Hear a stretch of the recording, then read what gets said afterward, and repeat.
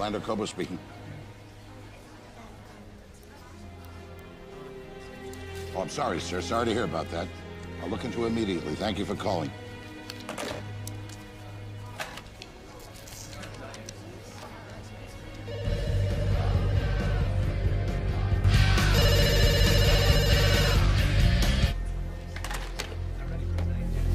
Going up to the Frost Suite.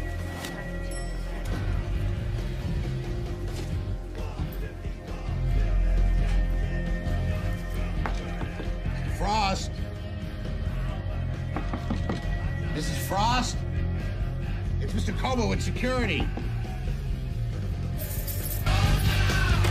gonna have to turn that...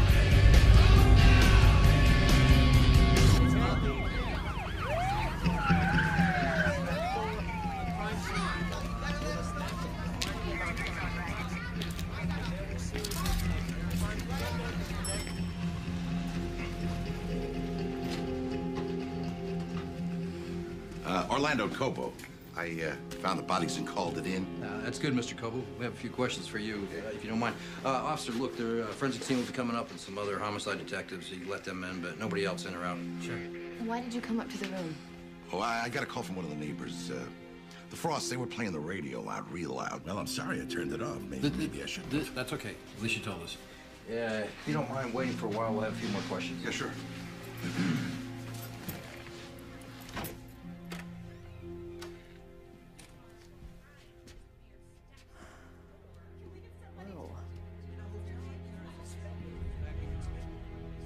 Cats.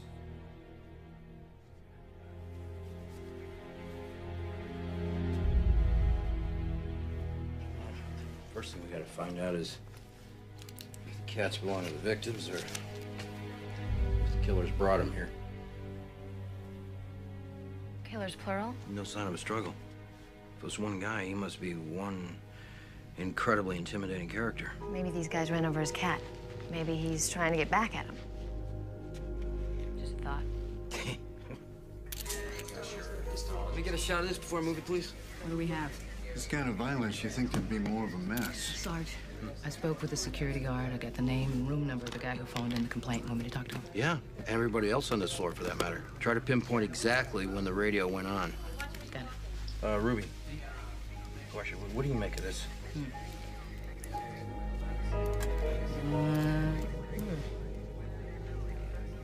Looks better than I can afford on my salary, so I'd say it's pretty nice. Guess we're not dealing with a robbery, huh? Well, credit cards here, but no cash. At least nothing traceable. And the prints are wiped, I'll bet.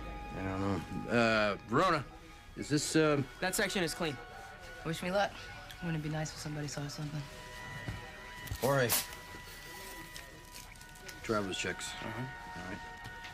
See how many are cash, to whom, for what, when, et cetera, et cetera. The whole deal. This eye wasn't gouged. It's burned.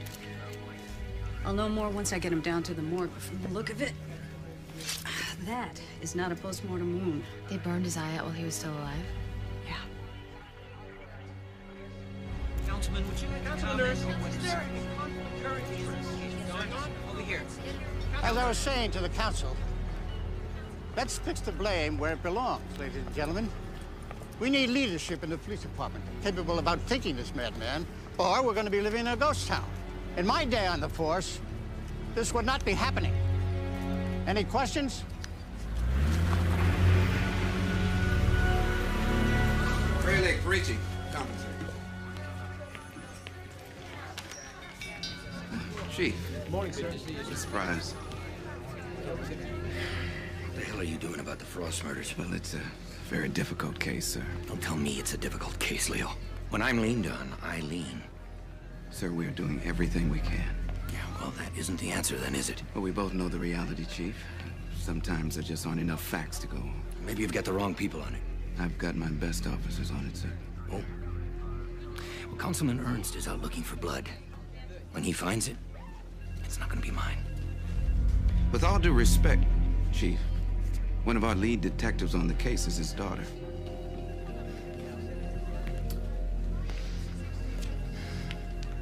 Well, You think that helps you, Leo? I think again. Off the record. I would say you had damn well better watch your back.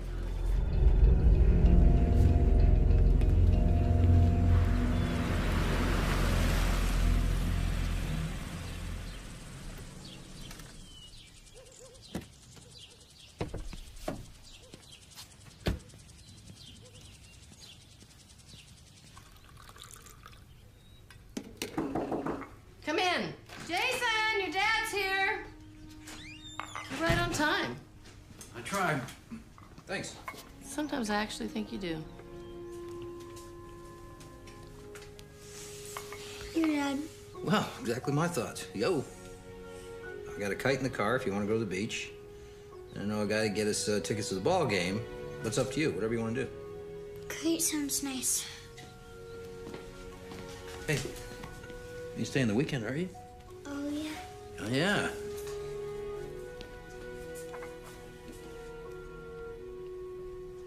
What's the matter?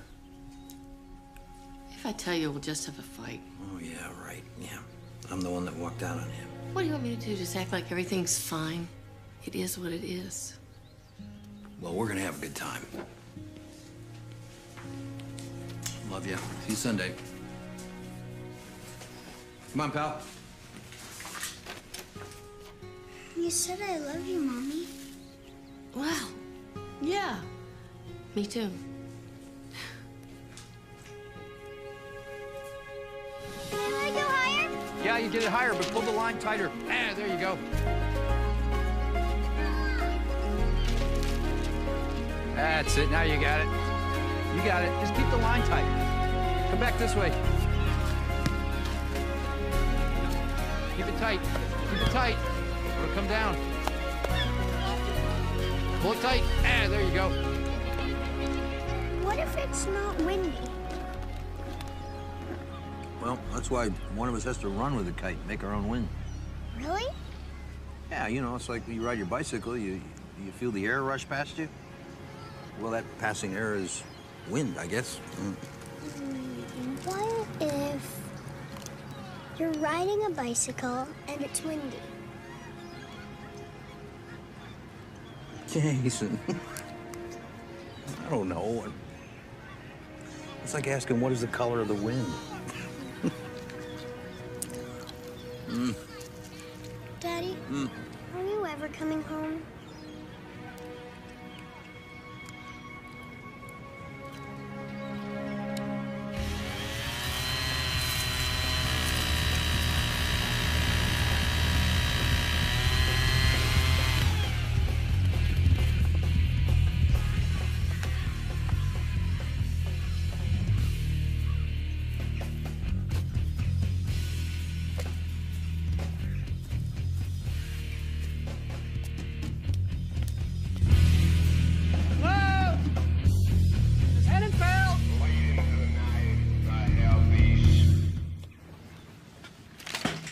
Thank you.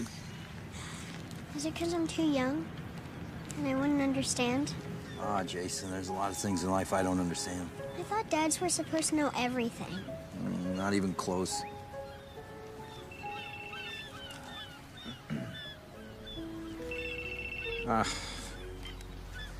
Ainsley. Well, I'm tied up, kind of personal. Can somebody else cover it? Well, all right, I'm on my way. Look, that's work. Yeah, I know. Jason. Jason. Jason.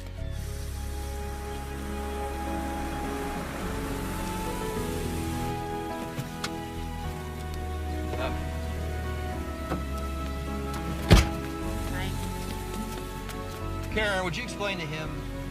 I know you're sorry. I'll see that he gets the message.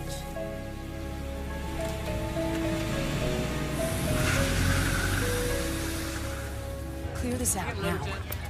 Yeah, go. Gibson, get these people back.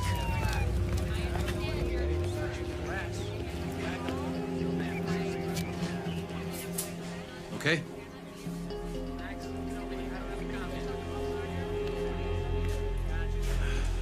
What do you got?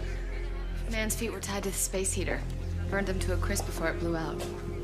Okay, I'm cutting T 3 inches down the center. This isn't just murder, boys and girls. This was torture.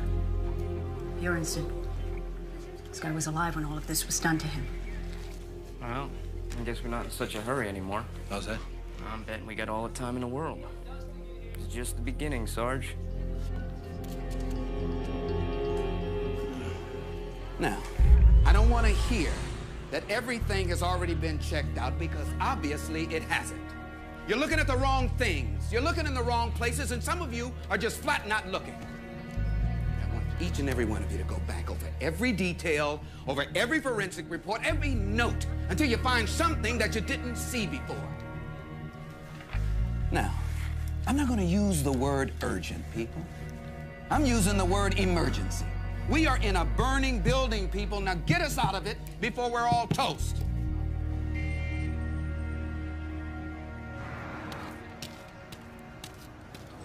Now, we don't know. The killer knew they had cash. Could be he just got lucky. In which case he killed him because... oh, they...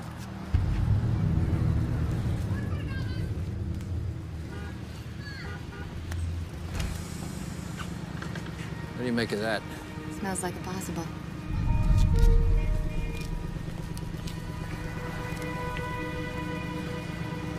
Hey, buddy, is there a cigarette? Just take the pack, just get out of here. Give me the keys. Put that hand on the wheel. Drop the gun. You drop yours. You got 3 seconds. Don't do it. 3 seconds. 1. It's not gonna do you any good. I got your car keys. 2.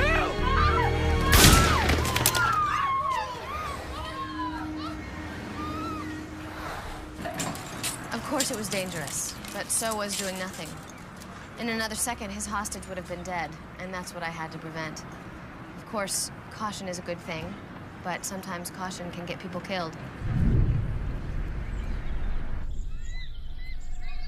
I really don't think recriminations are gonna happen. Not recrimination. Responsibility. Well, we're both responsible here, Karen.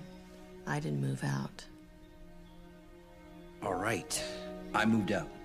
Does that make me responsible for everything? Oh, I've got to win you back? Is that what you're saying? No, I didn't say that at all. Did I say anything like that? Don't talk to me. Talk to her. All right. You're right. We're both responsible. But I would like a marriage that doesn't happen only in this room. So do I, Karen. But you're not willing to leave your girlfriend, are you? She has nothing to do with it because I had already moved out. Malcolm, you used to be a priest. Why couldn't you go back to living like a priest until we could work things out?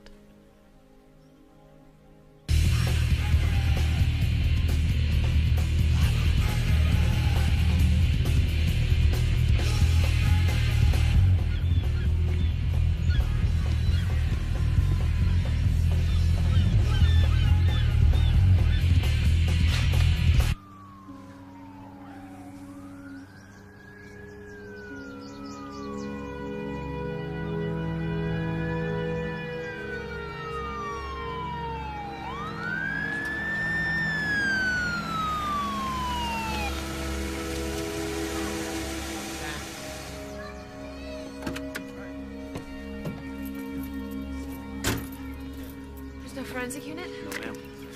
No medical examiner? You're the first to respond, ma'am. The guy painting the house saw the bodies. There was a radio on. He called 911. Couldn't hear a thing, so we turned it off. Where? Follow me. Here.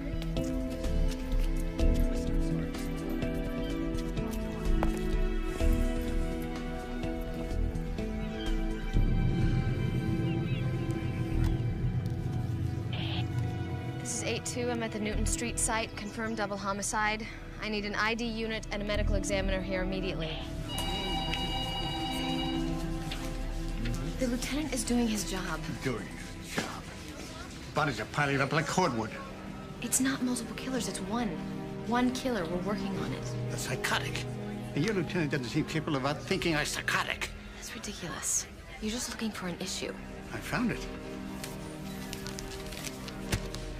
This is the kind of police work this city needs.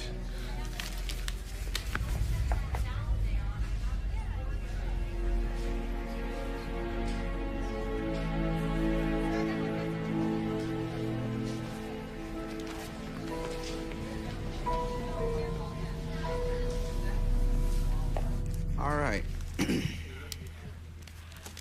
Let's see what we've got. Detective Ernst has information on the latest homicides. A couple in their 60s, Hispanic, name of Urbina. The bodies were in the living room, tied, seated, just like the other ones. Loud rock music was playing. They were cut. Sandra, do you have anything on that? I do. There were very deep serrations on both the victims. Now, I did bone sections, and all the markings seem to match the knife that was used in the other homicides. Okay, as I said, the victims were seated. There was a punch bowl, apparently from the house, filled with urine and human feces. They were found by the local... Wait a minute. Anybody got a Bible? Nope. Not me. Yeah, I got one in my desk. Would you get it, please? Yeah, of course.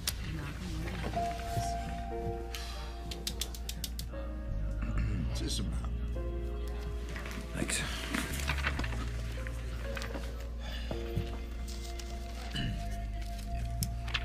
And at her hand, a golden cup filled with abominations and filthiness. What's that? It's the Book of Revelations, isn't it? Exactly, the Book of Revelations. I think we need to see how this pertains to all the other cases. The frost. 4 dead cats. And in the midst of the throne and around the throne were 4 beasts. All right. Frost's eyes were burned. Chapter 1, verse 14. And his eyes were as a flame of fire. And Heinefeld's feet were burned.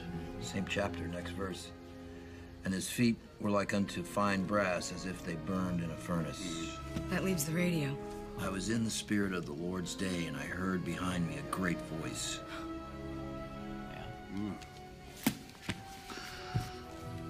Book of Revelation, the Last Judgment. This is the business our killer's in.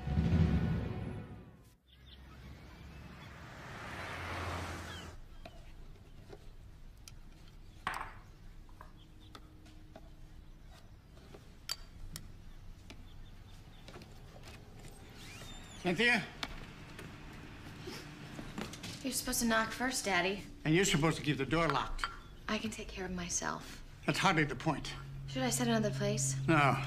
Your mother's expecting me. I just wanted to tell you to expect a call from Chief Kittledge.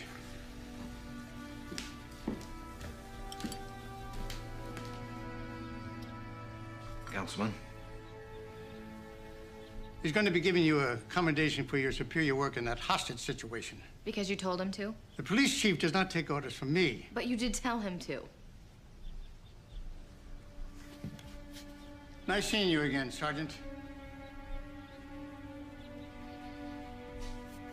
I don't want some phony commendation.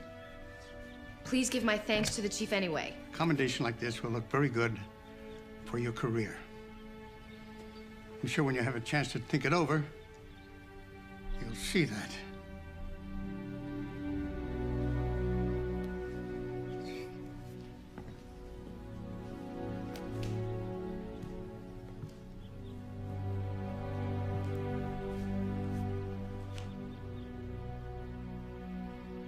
Uh-oh.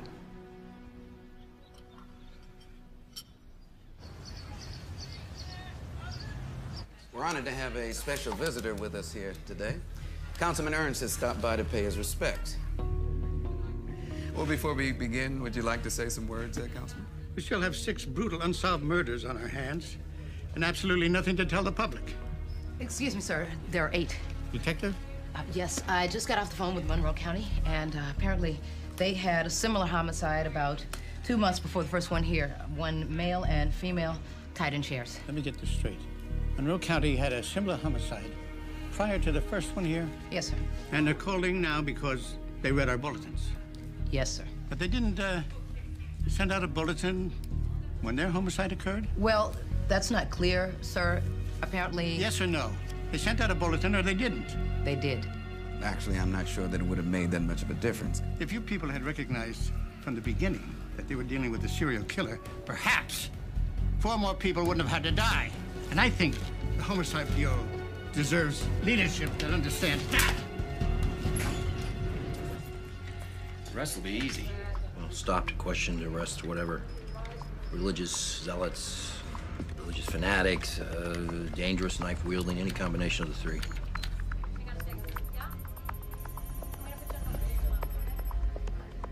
Well, Calhoun, Eunice, Robbins. What we got are 4 names. Not much on any of them, but one way or another, they each came in contact with the police in the last 2 years. All right, Aiden Robbins, whatever, known as the Avenger. He panhandles on street corners in the better parts of town. He becomes abusive when he doesn't get what he wants. I don't mean to impose, but all things on heaven and earth belong to God. You're stealing from God because what is God is mine. He spouts rhetoric from the Bible. From the Book of Revelation? I don't know, it doesn't say here. Apparently pulled a knife, didn't use it. Assault, but not battery.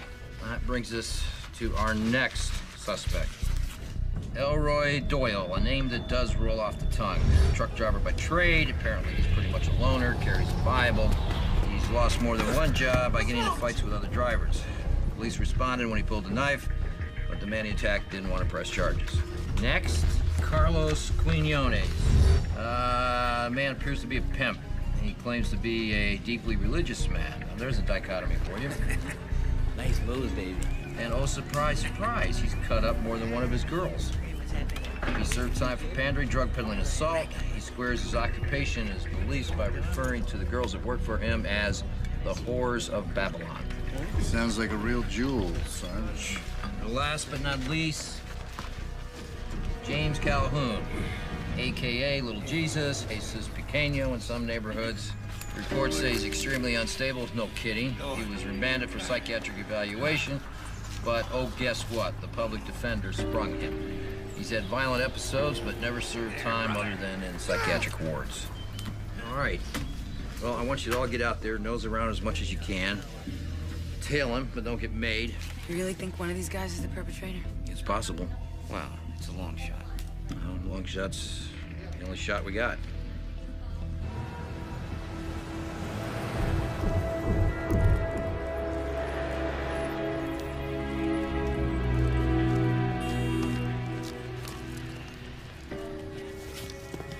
Heaven is waiting, pretty lady. I'll share a secret of the Lord with you. You lend a hand and the gates will open. That's him. Now, because Jesus personally asked you to feed the hungry. Now, if you call yourself a good Christian, or go to hell, lady! Judgment is swift. Hey! You want to baptize yourself in the blood of the Sudden Lord? mood changes, wouldn't you say? Over here. I'm talking to you. Hey, is that chicken? That's chicken. Here, chick. Cover me. Oh, look. It's a tomato. Oh, that's a good tomato. You shouldn't eat off the sidewalk. You're right. Other people's feet, you know? You never know. Now, perhaps if you could see your way... Oh, you don't have any money?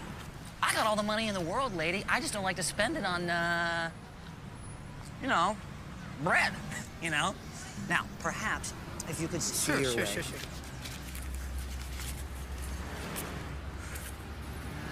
There you go. $1. Kingdom of heaven, lady. What, do you think you're gonna get into the kingdom of heaven for $1? It's practically change, lady. That's what this practically is. Practically. You trifle with the Lord. I wish we could talk. I really do. But I don't have the time. Some other time.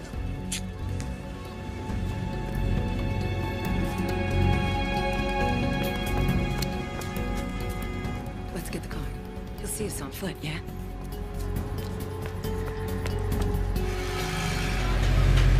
That stuff has to go out today. What do you got? You sure you want to make another run? Yeah, sure. Back to back, Jesus. Sorry, name of the Lord. I just don't know how you do it. Take number 4, it's all gassed up, ready to go. Elroy, what the hell's the matter with you? What are you talking about? You're gonna come back here and clean up that mess. Mr. Daly, I'm a truck driver, okay? I don't clean the trucks. Now, I've got another run, so don't tell me what to do. Don't let the sun go down upon your wrath. I'm warning you.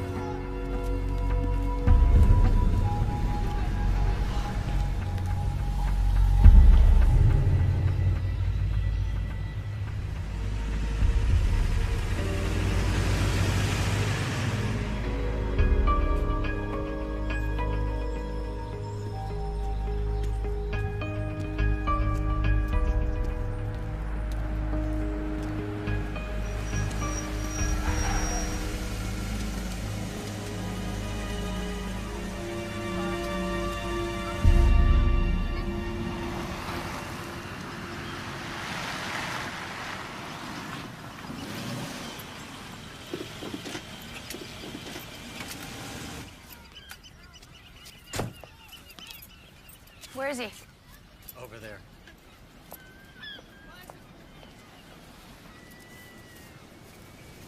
Tell the mayor I'll call him tomorrow and give him an update on the case. I've got the whole department working on this.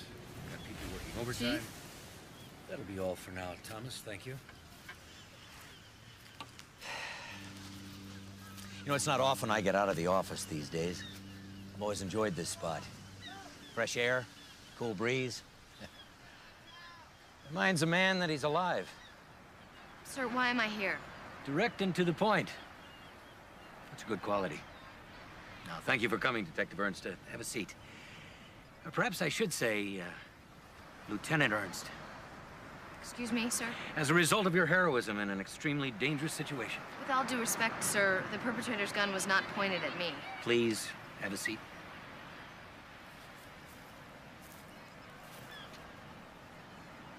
My point is that it was your decisive action under extremely difficult circumstances that reflects well on the competence of the whole department. To my father, you mean? Of course, I spoke with Councilman Ernst, if that's what you mean, and it seemed to both of us that in light of all the negative attention the department's been getting... That negative attention, sir, is largely my father's doing.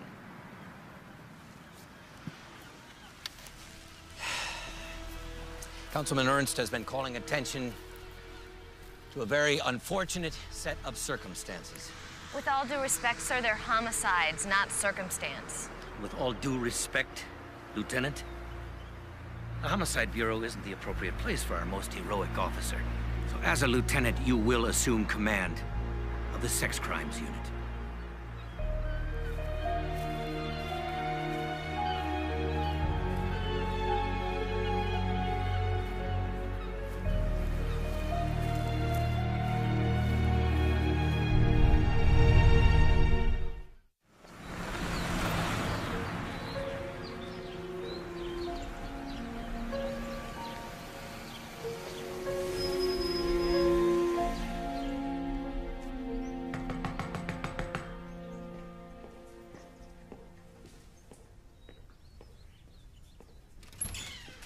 Miss Cynthia. Hi, Theo. Theo, who is it? Hello, Mother. Oh, Cynthia. Oh, how nice. This is unexpected. Well, I'm sure Daddy's expecting me. I stopped by his office. They said he's working at home. Well, yes, he's here, but he didn't say anything about you stopping You're right. by. I was more or less expecting you.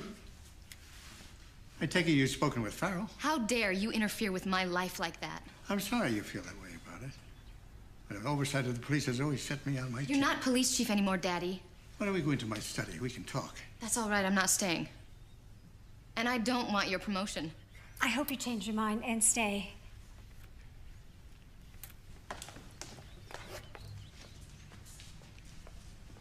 This has got to be the strangest reaction to a promotion in the history of the department. I'm sure you made lieutenant without anyone pulling strings for you. Don't kid yourself, Cynthia. Anyone who amounts to anything in this world has benefited somewhere along the line from influential friends. Daddy, there couldn't be a worse time than this. You know that. I'm working a very important case. Of course I know that. Now, you listen to me. The Homicide Bureau is falling on its face in public. And anyone connected with that case is going to find his career in a shambles. What are you running for, mayor? Perhaps the Senate. I really haven't made up. Fine. Let me know what you decide. I trust I'll get your vote. Of course. Isn't that what family's for? I wouldn't turn down that promotion if I were you. You'll be transferred out of homicide in any case. And I suggest you break off your affair with Sergeant Ainsley. That is none of your concern. Break it off. Or what? You'll ruin my career? You'd never do that because that's all you care about. That's all I mean to you, my precious career following your illustrious footsteps. You're right, of course. I wouldn't do anything to jeopardize your career. But I can destroy his.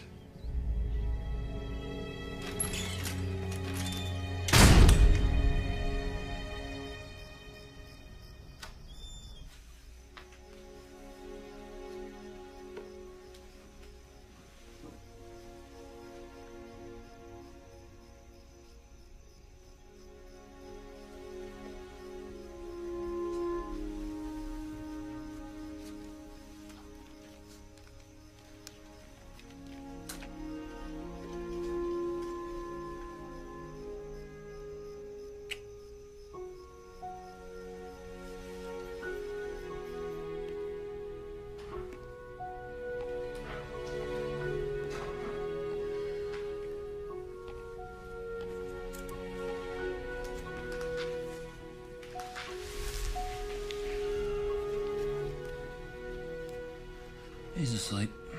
Wow, at least he got some quality time with his father while he was asleep. Why is it so hard for you to understand? Don't tell me I don't understand. I do understand.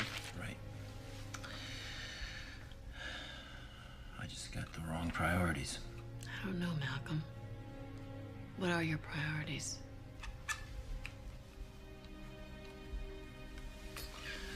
Right now,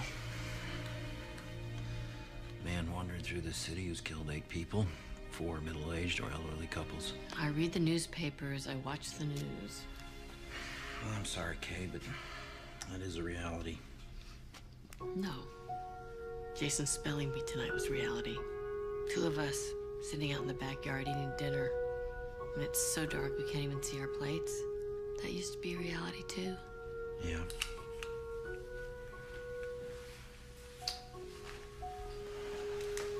That were so. Why can't it be, Malcolm? Those other things don't have to be part of our lives. Let's say you're driving. You see a little kid in the street, lying next to their bicycle. Do you stop to help him? Or do you just keep driving because you might be late for Jason's spelling bee? It's not the same thing, Malcolm. But they're there, Karen.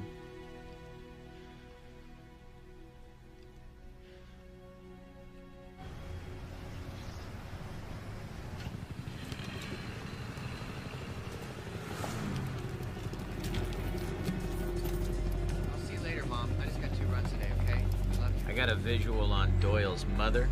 I'm gonna stick with her. Copy that.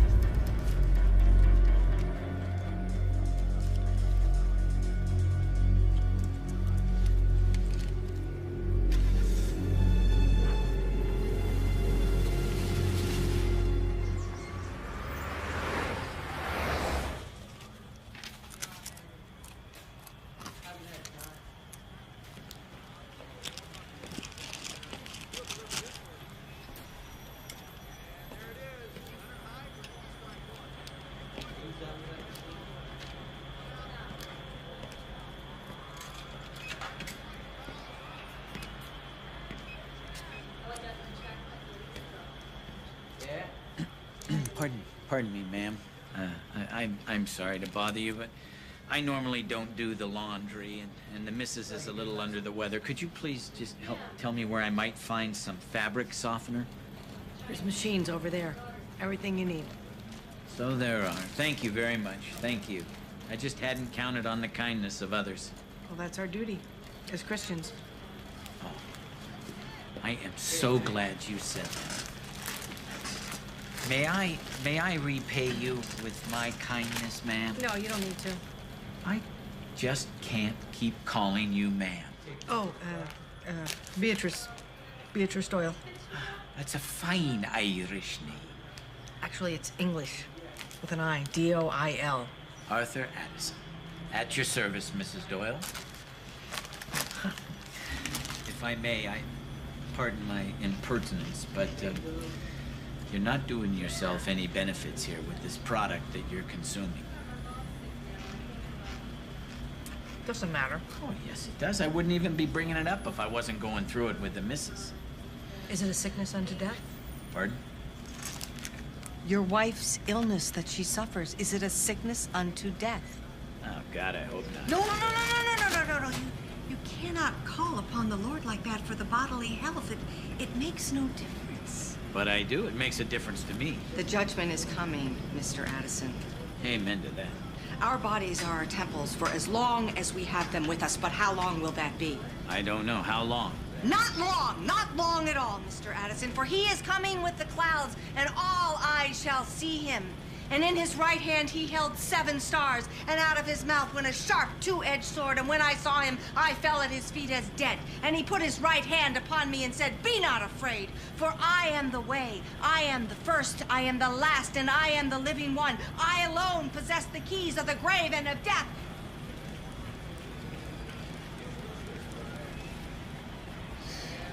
Oh, that was beautiful, Mrs. Doyle. That was just beautiful. I said to my son, I said, "Elroy, measure your days. This world is sick with sin and abomination. Pray for her." I thought you just said No, not for her body. Pray for her soul. Please, Mr. Addison. Please. Lord, consume in your wrath the body of your handmaiden, Addison. Rosalie. Your handmaiden, Rosalie Addison. But deliver her soul unto thee. For thine is the kingdom and the power and the glory forever. And yea, though I walk through the valley of death, I shall fear no evil.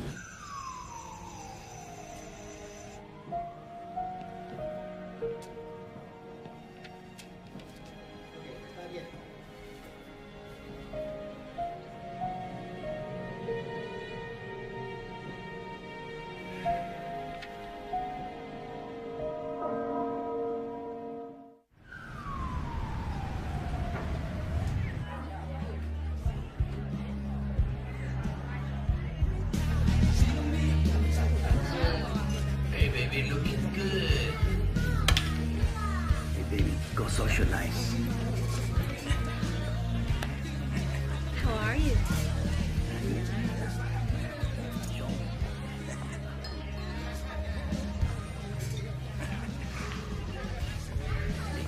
You stay with me, bitch. You don't own me. The hell I do. Come on.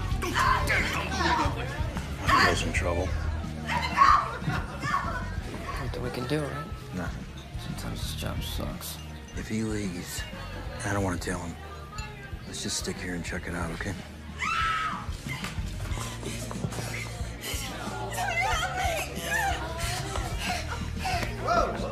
Okay, let's go. Let's go. Down. You, give me some clean towels now. Okay, you're gonna be all right. You're okay. You're gonna be all right, sweetheart. We're gonna get an ambulance. You, call 911. Tell them it's code 32. Code 32. Here, hold that on there. Hold it on tight. It's all right. Let's just go. Listen here. Listen. We're gonna take care of you. We saw you go in there with him. You'll be all right. This dude must be hiding under a rock.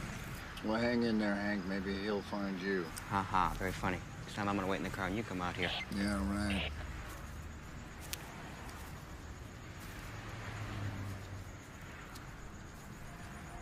Uh-oh.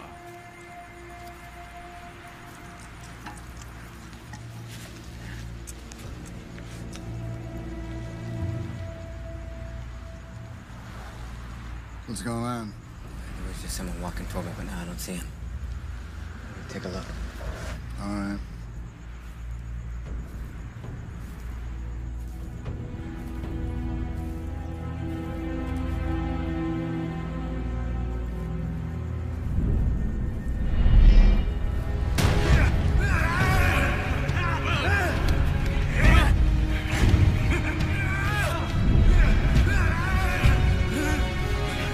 provides for you. I don't know what you're talking about. The Lord provides for me. Relic? Hank, you can't come here and steal my riches.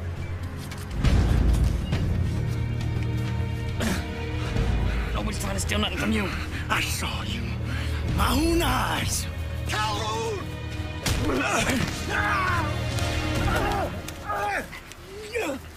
You have the right to remain silent. If you give up that right, anything you say can and will be used against you in a court of law.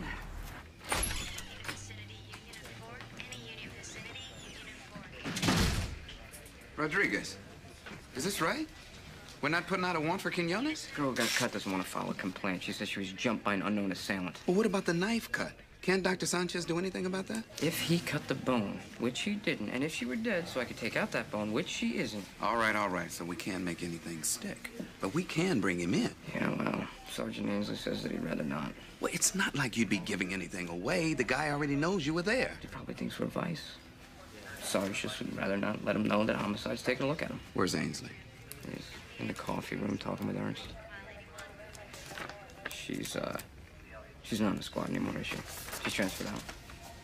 Lieutenant? I miss working Homicide. You do? With you. Oh. Well, maybe you should have turned the job down then. Oh, I couldn't.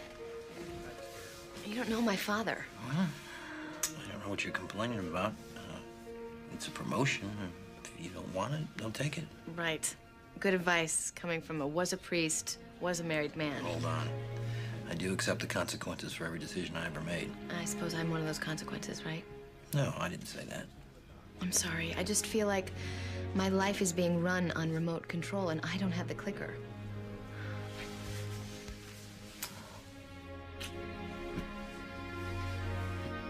He wants me to stop seeing you. Sarge!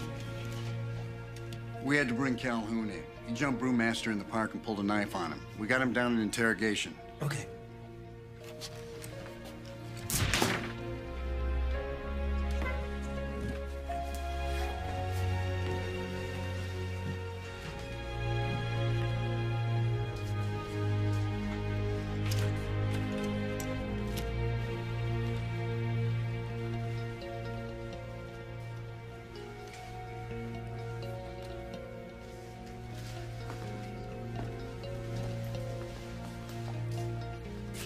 Is this a suspect? Just someone we're watching. Excuse me.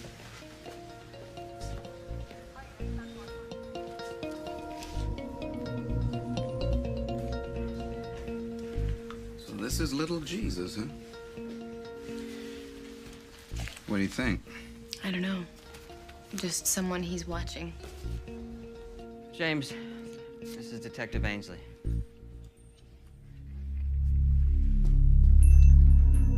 Hello, James.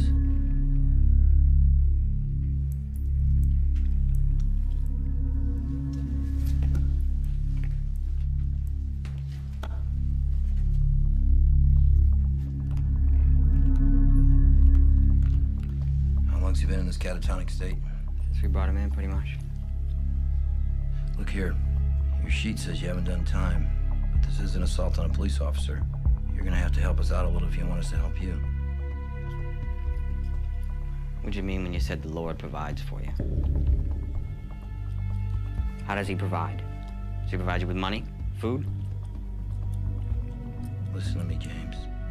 You don't have to talk to us. That is your right. But if you don't want to talk to us, you have to at least tell us that. Is that what you want, James? James is dead! I'm not James! You can't call me James! I'm not James!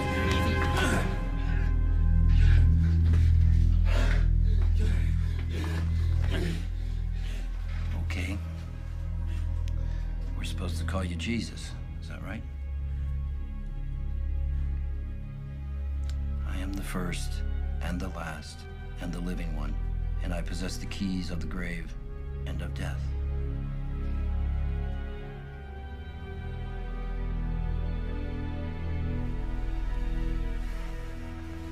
What was that about? It's Book of Revelations, Book 1. It's supposed to be a passion with our killer. This guy never even blinked.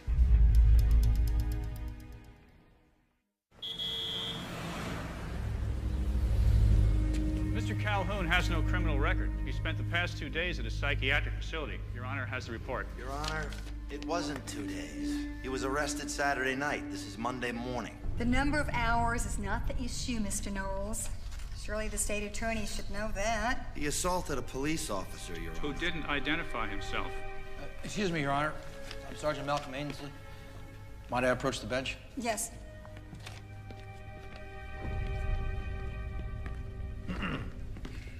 Your Honor, I'm with the Homicide Division. Perhaps you are aware of the number of gruesome murders in the city of late, and we are convinced that they are of a serial nature. What does this have to do with Mr. Calhoun? We have a short list of suspects and an application for a search warrant. Does your client even have a residence? Yes, Your Honor, he does. Your Honor, the Homicide Bureau would appreciate if Mr. Calhoun was held in custody at least until the warrant was executed. Precisely what is it that you're looking for?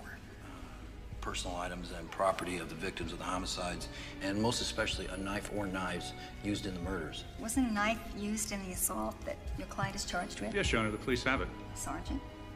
It's not the knife that was used in the homicides, but we strongly believe that he used one knife for murder and had another one for self-protection on the streets. So you want me to approve a warrant that, as far as I can tell, is solely and entirely based on Mr. Calhoun's religious preference?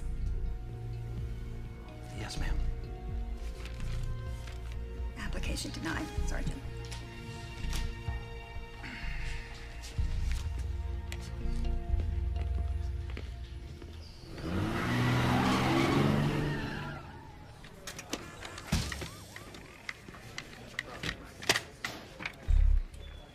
You want to give us a clue? Damn judge cut him loose. Guy pulls a knife on me, and she cuts him loose anyway. Send him home, OR. System sucks. I didn't identify myself. I'm working undercover, but I didn't identify myself.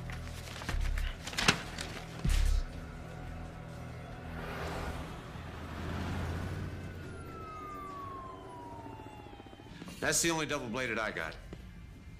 What are you saying? You had more, but you sold them all? I'm not saying that, no. The original Bowie knife wasn't double-bladed, you know. I didn't know that. All I need to know Jim is... Bowie went to a knife maker named James Black. Bowie gave him his specifications, but Black made him 2 knives. One was exactly like Bowie described. The other was double-bladed like these. Thank you for the history lesson, but all I need to know is if you sold it. By all rights, it should be called the Black knife, not the Bowie knife. Is that a yes or is that a no? Don't sell anything like that this time of the year.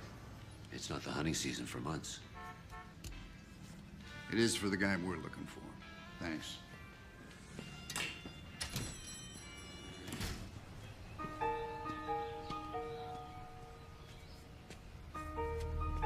Here he comes.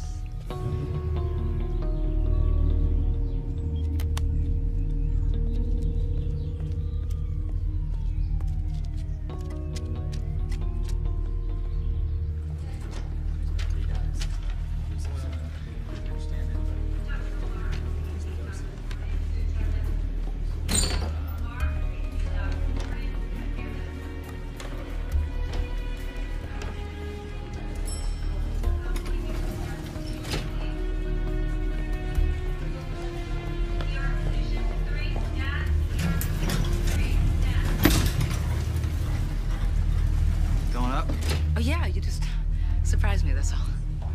Sorry, I didn't mean No, it's very kind of you. Floor? 5.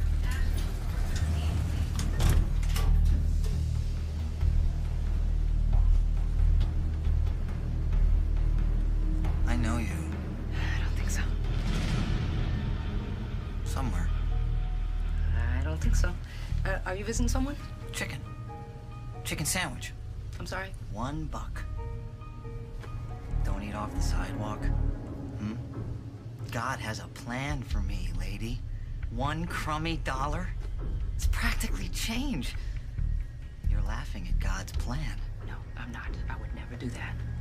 You're following me. I'm not. No, you're following me.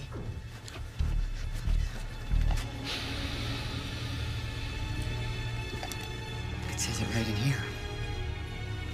The Lord watches over me, but the devil has the power to assume a pleasing form. I'm not the devil, and I'm not following you.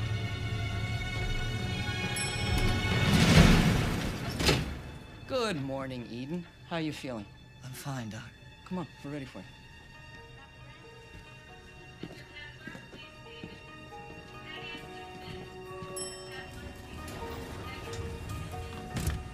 Bastante, this is too much. Maggie, why do you do this to me? I buy you everything. Huh? Listen, I'm gonna tell you for the last time. You work for me. Hey! Stop hitting her! What? You stay out of this, woman. Enough! Enough! Okay. Go on, you don't need this guy. Sure she does. Right? Huh, sweetie pie? Huh? See? Everything's okay, lady. Look, no problem. Huh? Hey, you got some good moves to go with that good body. Hey! What? You wanna make some easy money?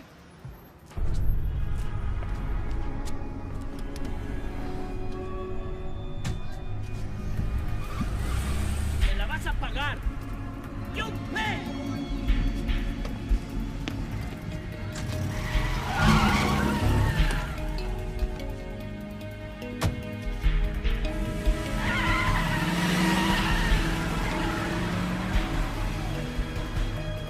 This is homicide 9-7. I'm on Rutledge and 8. Catch me through to the nearest RMP.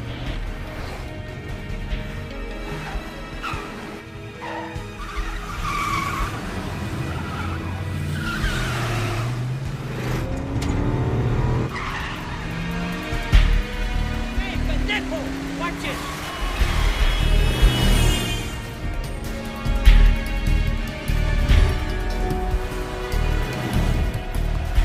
Proceeding north on Washington. Stay parallel. I don't want them seeing any radio cars.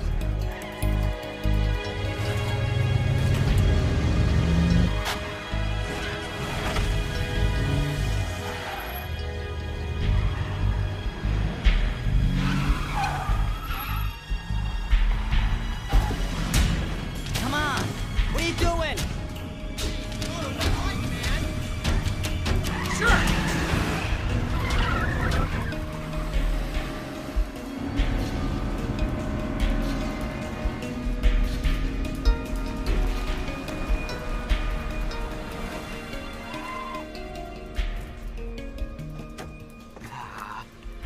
You better get over here, Haviland and River Road.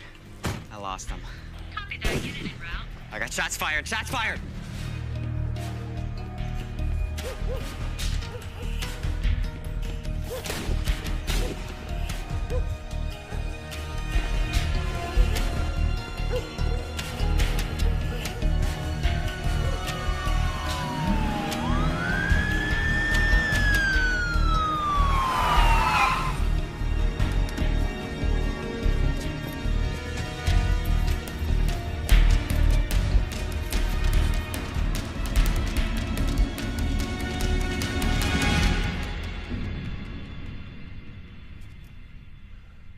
You all right, miss? I'm fine.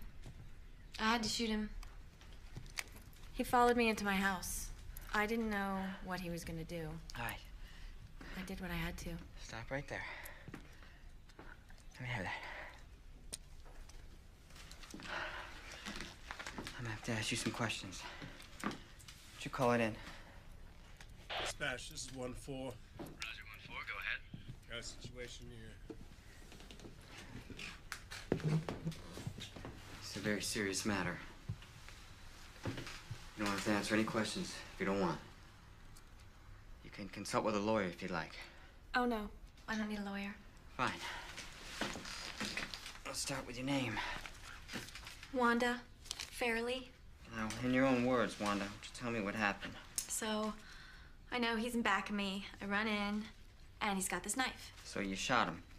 See, what happened was I started to run, and he caught me. So I kind of gave him like a little chop. Chop? And then I kicked him in the groin area. That's pretty impressive. 6 days a week. Better be worth something.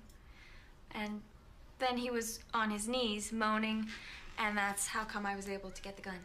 And at that point, he still had the knife. Actually, he dropped it when I kicked him.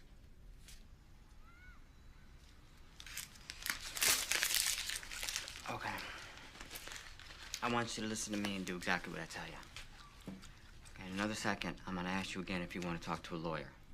You're gonna tell me that you do. Later on, when you call the lawyer, you're not gonna tell him we had this conversation, okay? Okay. Now, I'm gonna have to ask you a few questions, Miss Fairley. You don't have to answer if you don't want to. You have the right to consult with a lawyer. Yeah, okay. Okay, what? Yes, I'd like to consult with an attorney.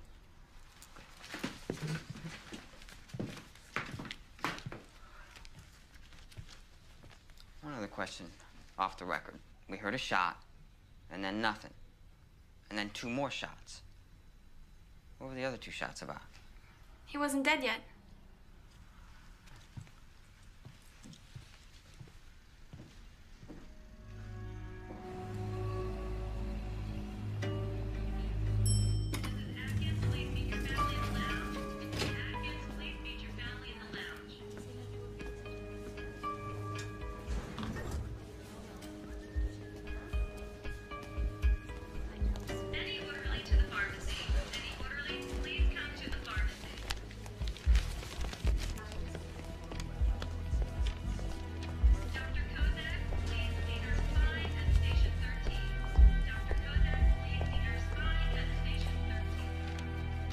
Say hi to Charlie and stay out of trouble.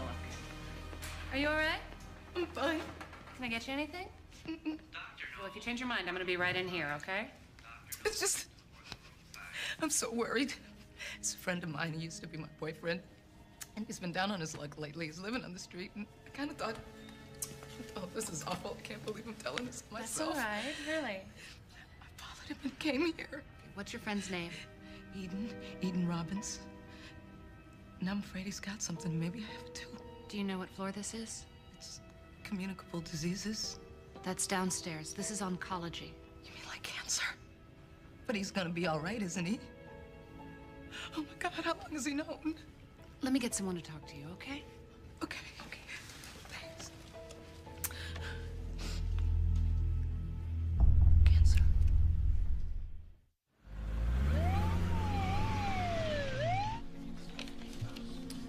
Well, it's certainly going to have to be looked into. A person can't use deadly force just because they feel like it. You gotta be kidding. Hank, you're not supposed to shoot people who don't present a danger. What are you talking about?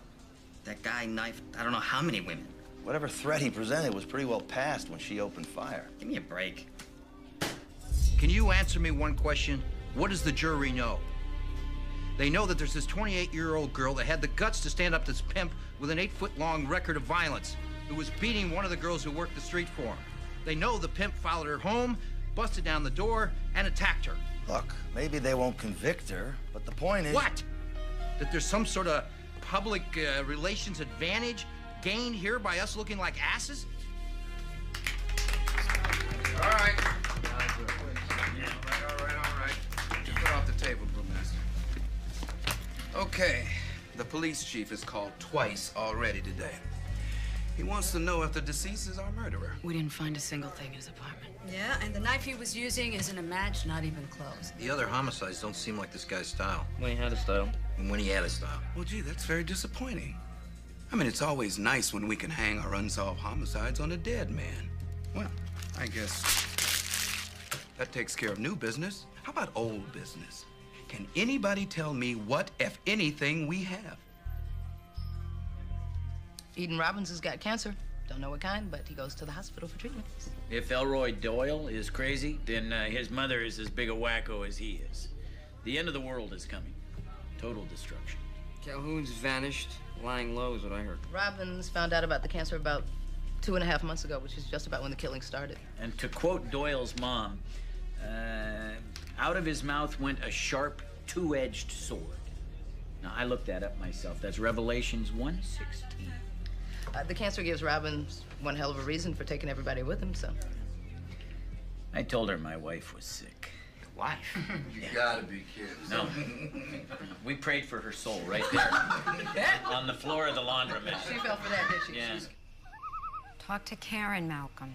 You keep bringing up my relationship. But what exactly are you prepared to do?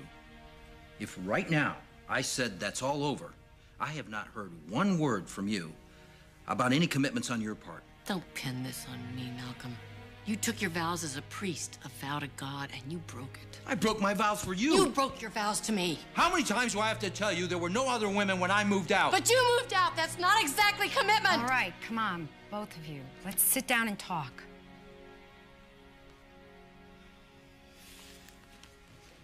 You too, Malcolm. I don't feel like sitting down and talking. You want to know why? A couple of days ago, I saw a 15-year-old girl cut so badly she required 4 pints of blood. But she won't even identify the man who did it because she's scared to death. You see, that's what I've talked about 100 times. She's got a point, Malcolm. That's a very heavy burden to lay on a marriage. You can't bring troubles like that home with you.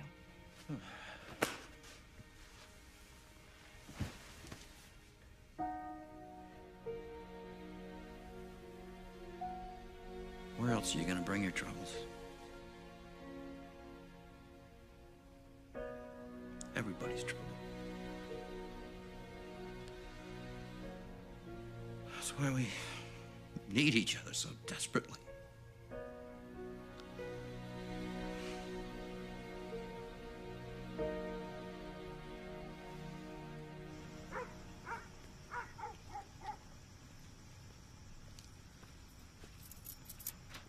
Malcolm!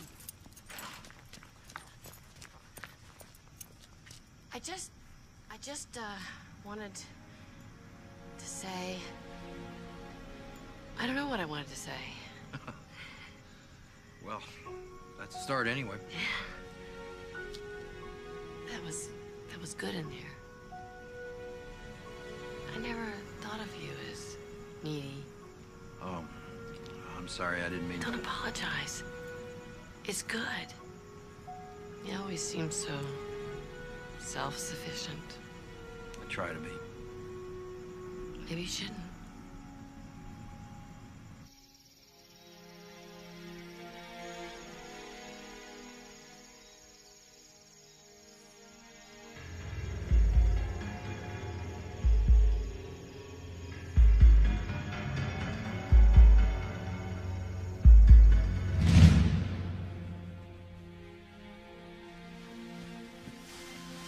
What? What's the matter?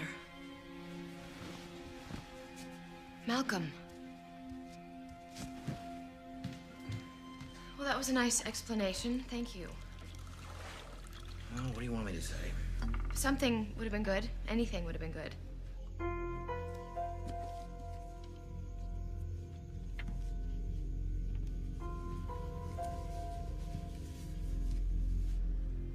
Does this have anything to do with your little session at the marriage counselor's with Karen?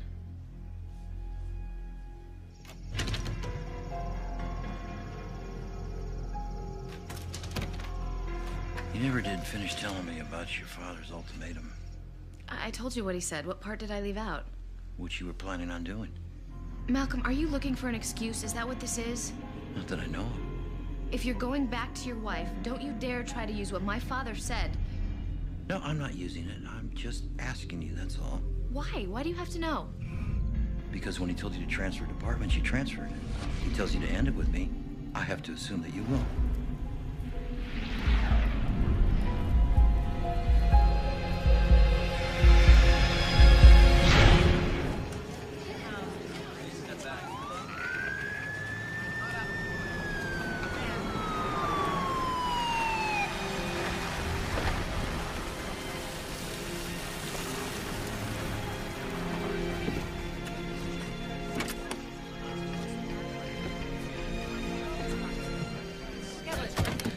There he is.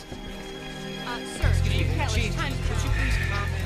Do you think this is a terrible tragedy? Tragedy for the city, which has lost one of its most beloved leaders. Tragedy for the police department, which has lost one of its most respected former chiefs. Above all, tragedy for the family. What citizens killed too? As you can see, I have just arrived. I Are have there no any details? information for you. Our press liaison will keep you informed. Thank you very much. We just heard from Chief of Police Farrell Kelly.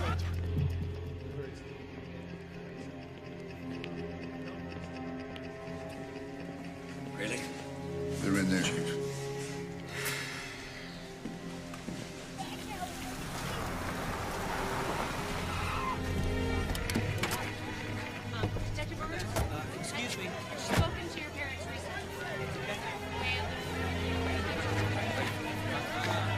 All right, coming through.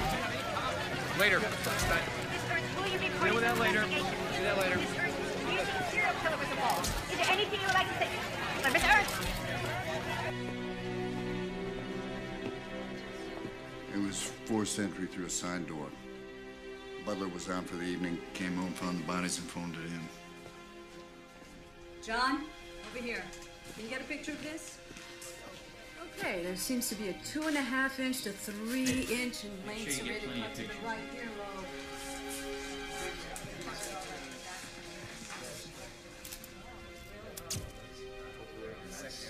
Recovered.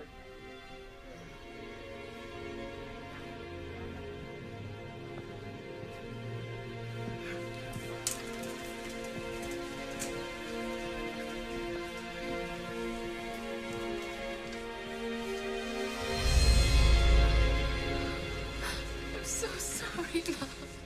He kept saying we should have caught the bastard by now. We'll catch him. We will. We will. Sanchez. His ears were cut off.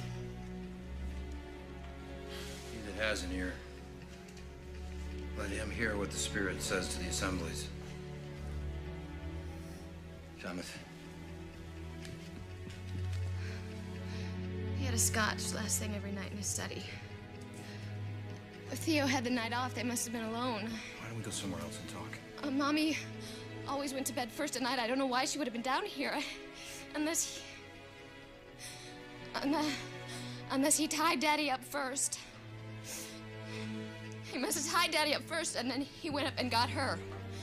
There are no signs of a struggle upstairs. Scuff marks on the carpet when he dragged her. No, none. Well, then he carried her. He's a big man. What are you standing here for? That's evidence. Go find him.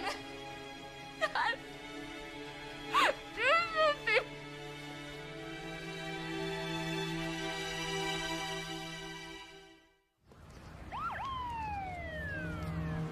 There are no post-mortem wounds. All the mutilations were done when the victims were alive. I know Cynthia was concerned that her mother had been dragged or forcibly moved to a room downstairs in some way. Well, there's no physical evidence to support that. I'll let her know that. And this killer.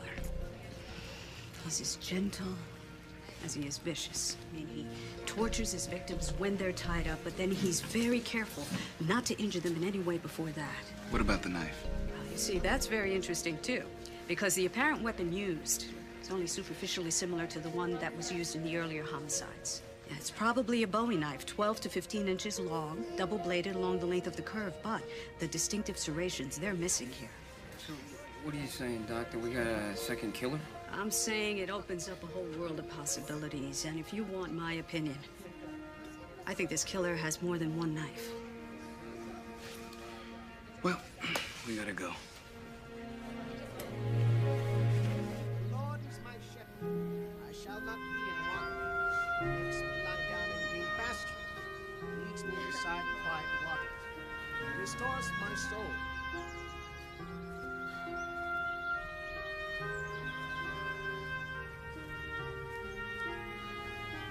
Even though I walk through the valley of the shadow of death, I will fear no evil. You are with me. Your rod and your staff, they comfort me. You prepare a table before me in the presence of my enemies. You anoint my head with oil, my cup overflows. Surely goodness and mercy will follow me all the days of my life.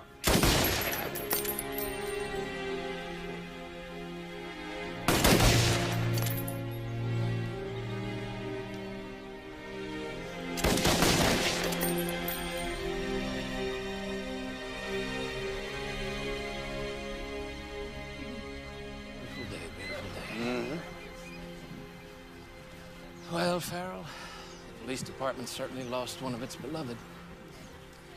There's no one listening here but the two of us. Let's cut the crap, huh? The police department lost its severest critic. Time being, that is. Wait till his daughter starts raising a stink about the way the department handled these killings. Well, that's what I was hoping you and your city council connections could help me with, Harry. It's better to have him inside the tent. Whatever you can, huh? Don't worry about it. Frankly, He hadn't been on the police force for, what, 8, 10 years? But I know it's where his heart was. I think he would have wanted a police funeral. You have our deepest sympathy. Condolences. Come on.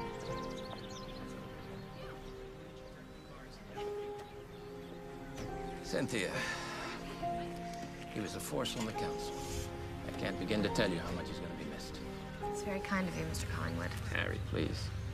I know this isn't the time or the place, but I've spoken with the mayor, and you and I have to talk. In the meantime, if there's anything you need. Thank you.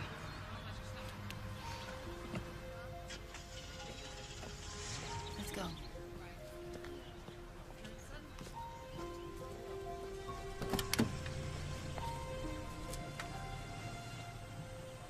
Jorge, Well, why don't you? No, no, say. you agree? Okay, I sure. made my phone. Time to go. Okay.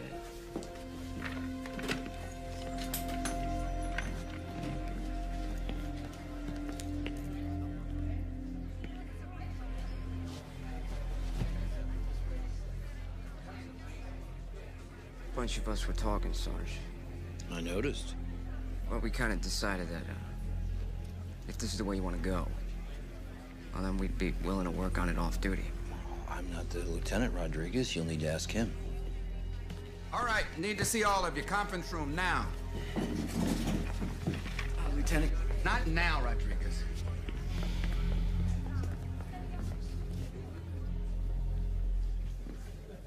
All right, we got 4 viable suspects. Calhoun. We may think that he sleeps in the park, but the public defender claims that he has a lawful residence. Find out where it is and see if there's anybody there that can tell you anything about him. Robbins, ditto. I want him watched. At some point, we might want to get court orders for the medical records. Doyle. I want to know where he goes, and I want to know why everybody dislikes this guy so much, huh? I also want the trucking routes, especially during the times of the killings. Was he anywhere near the victims? That's the question. Doyle's mother. And Martin, you said that she was a pretty powerful woman, huh? You think that she could subdue a middle-aged or elderly couple? It's possible. She ripped open a bag of potato chips with just 2 fingers. I saw it with my own eyes. All right, all right. 4 suspects, round the clock on all of them. Now, obviously, this is going to require a considerable amount of overtime. I'll approve all overtime pay as needed. Excuse me, Lieutenant.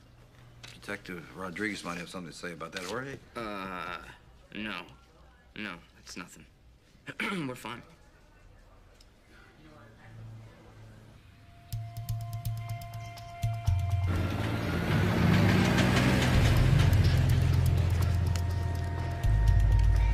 Am I making you nervous? I'd appreciate it if you do what you have to do and get out of here. I don't want Doyle coming back and finding a cop going through the records. And we appreciate your cooperation, Mr. Daly, so... Thank you.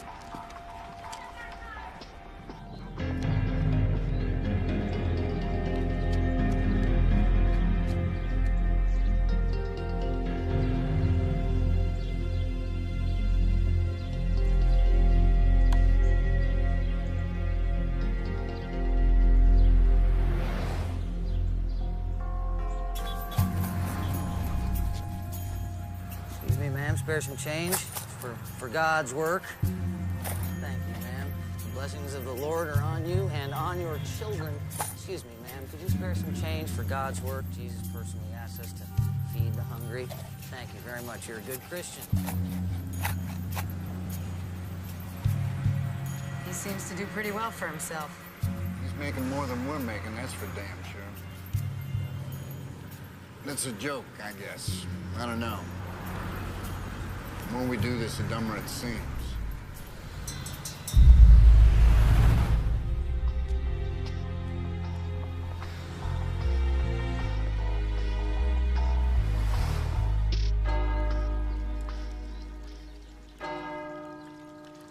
He's a deeply religious young man, I'll say that for him. Suppose you can't tell me what kind of trouble he's in? Well, he's not actually in trouble, Father, but we found it necessary to check him out. I'm sure you have good reasons for asking. I I'd like to ask you something, Father, that you might find difficult to answer, but is either one of them dangerous? That's not a very pastoral question, now is it? Thank you, sister. That sort of speculation is not very becoming, Sergeant. The kind of things a person might do. Well, let me put it in a different way, then.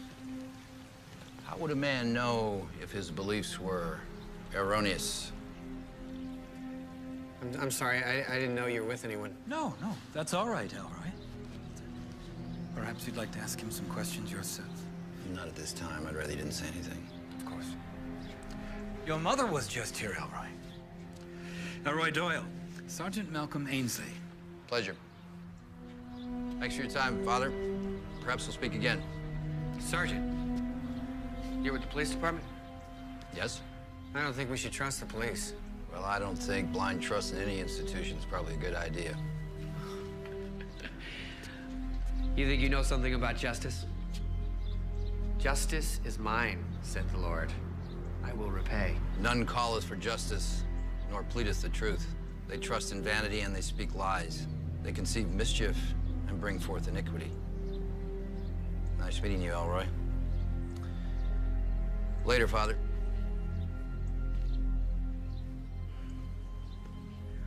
From the book of Isaiah, I believe. Look it up.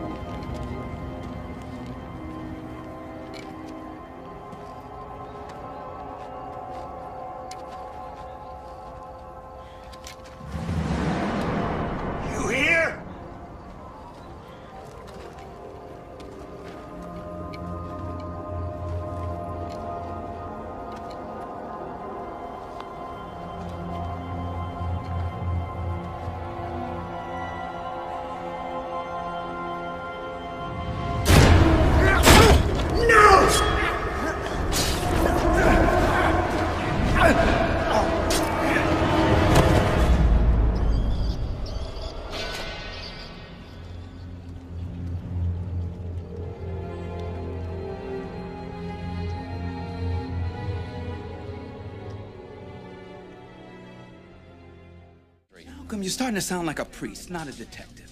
Tell you what, you want to excommunicate him? Go right ahead. But round-the-clock surveillance on people who have no known connection to these victims, no. No.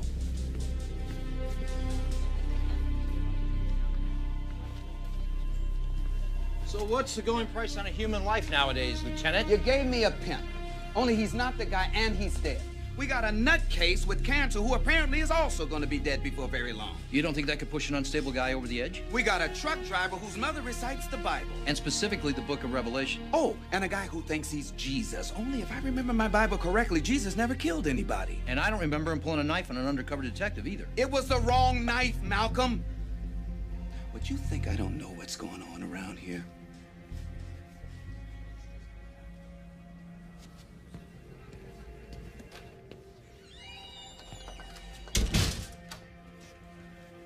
I don't know what's going on here, Leo. Maybe you can tell me. I worked my way up the hard way, Malcolm. I worked 8 years on foot and in a police car before I ever became a detective. And you know what? I didn't have any connections. Oh, come on, Leo. This isn't like you. That's ancient history. All right. Present tense. I am a detective. I did work my way up to become commander of this division. And it wasn't a fast climb. But I did think that maybe one day I might be able to retire from here. You won't be retiring anytime soon. Yeah, well, I didn't think so either. But they're starting to sharpen their knives for me. Sure, there's a lot of heat on this one, but it's not the first time there's been heat, and I don't remember you ever having any problem handling it. You know, when Max Stearns was alive, the chief always told me to watch my back. He had a daughter in homicide. She was rising fast and looking to take over my job. Yeah, she's already told the mayor's office that if homicide was functioning on all cylinders, her family would still be alive. Oh, come on, Leo.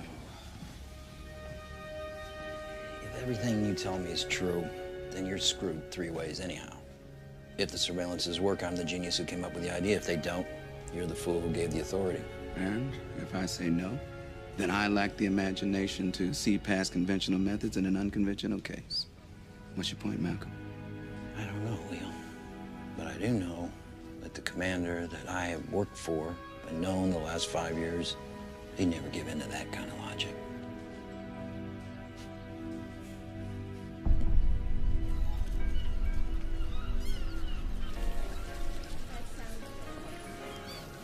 Yeah, so I didn't get a response right away.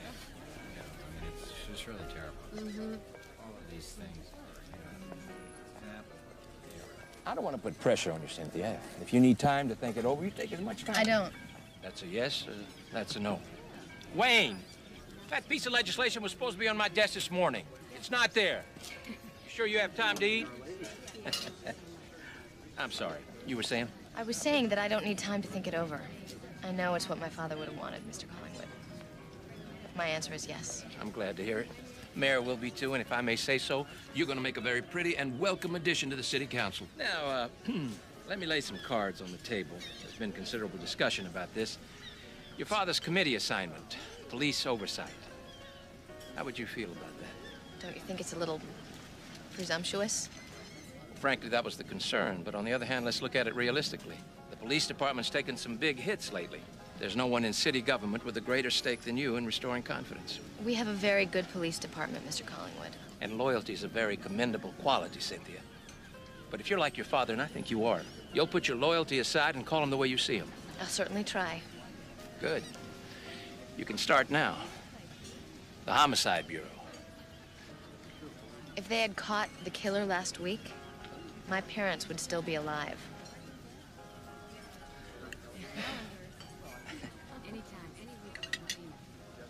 You know, if you'll excuse me for a moment, I'll take care of this.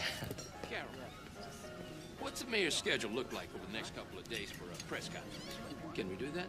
All right.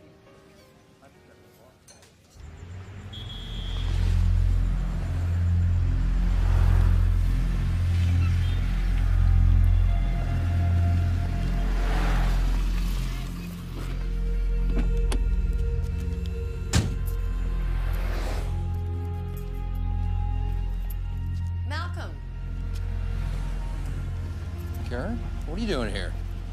Something matter? Everything's fine. Why'd you call? I did, but they said you'd left already. You got my cell phone number. You would have told me not to come. Come on in. Sure it's okay? I had to ask.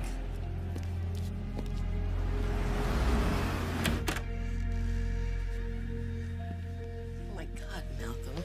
This looks just like when you were a I know. When I was a struggling priest, now I'm a struggling cop. You still haven't said why you're here, Karen. Would you like a drink first? I'm fine. Something to eat? I don't think I want to risk it. This looks comfy enough. Not bad. Karen, why are you here? Remember that last time at Dr. Evelyn's? It occurred to me that I've been letting you down all these years. That's not true, Karen. It's not true at all. Let's go further back. When I told you I didn't want to hear these things, that I didn't want you to bring these things home. Well, I heard what happened on the radio, so they came home anyway. Karen, you don't have to apologize for anything.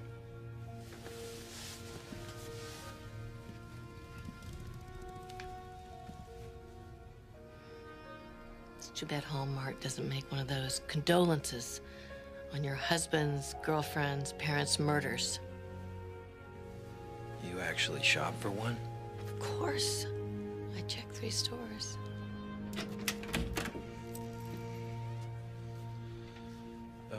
Cynthia, you haven't met Karen yet. Ms. Ernst, I'm so sorry to hear about your parents. Thank you. Thank you very much. That's why I'm really here. I wanted to tell Malcolm, and I'm glad I got a chance to tell you, but I have to be going. No, please, not on my account. I shouldn't have... On the contrary. Besides, I have a sitter waiting. Karen. It was very nice meeting you, Mrs. Ainsley. You're even more beautiful than I was afraid you'd be.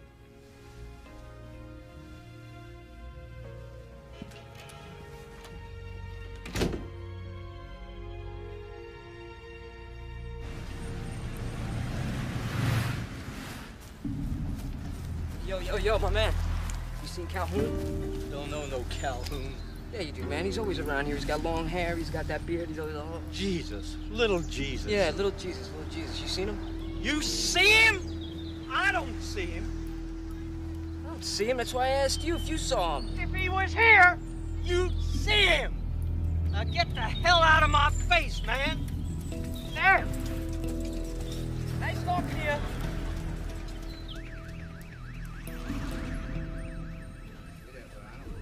You probably know he hated being called James or Calhoun. Some of the men here had a little problem calling him Jesus. In Spanish, I guess it wouldn't bother them, but in English, it didn't sit right. So you had some trouble with that, Ryan? We have our share on angry people here. Some would say more than our share. You ever pull a knife on anybody? No weapons are permitted in dormitory. But you don't search the men, do you? No, we give them their privacy. This is his bed, but as I told you, he hasn't been here for a few days. This is locker? Yes, it is. Mind if I check out what's inside? I mind very much. These men have lost their homes. They haven't lost their rights. So if he's not here, you don't hold his bed, do you? If he's not here and we need the bed, we'll assign it to someone else. We issue the locks, and we know the combinations. We would take his things out, put them in storage. But even then, we still need a court order. Okay. Well, thanks for your help.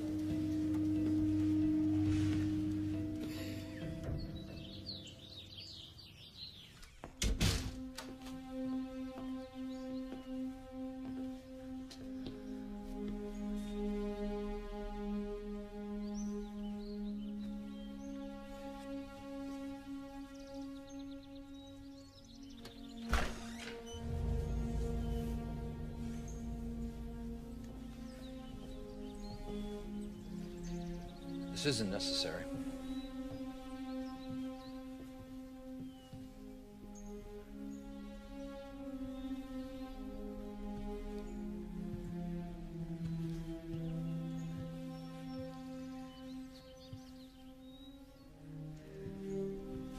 We could have put things back when they were finished.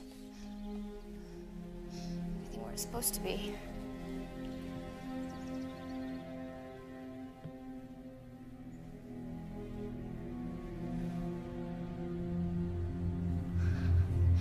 Got blood on my hands, Malcolm. It's all over everything.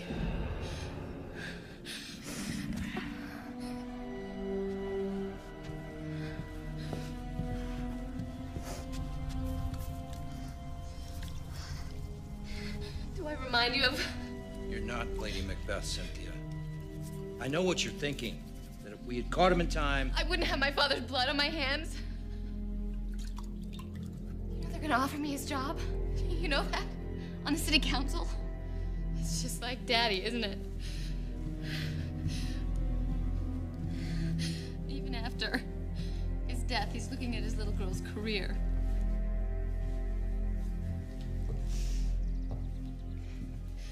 Nothing in his life became him like the leaving of it.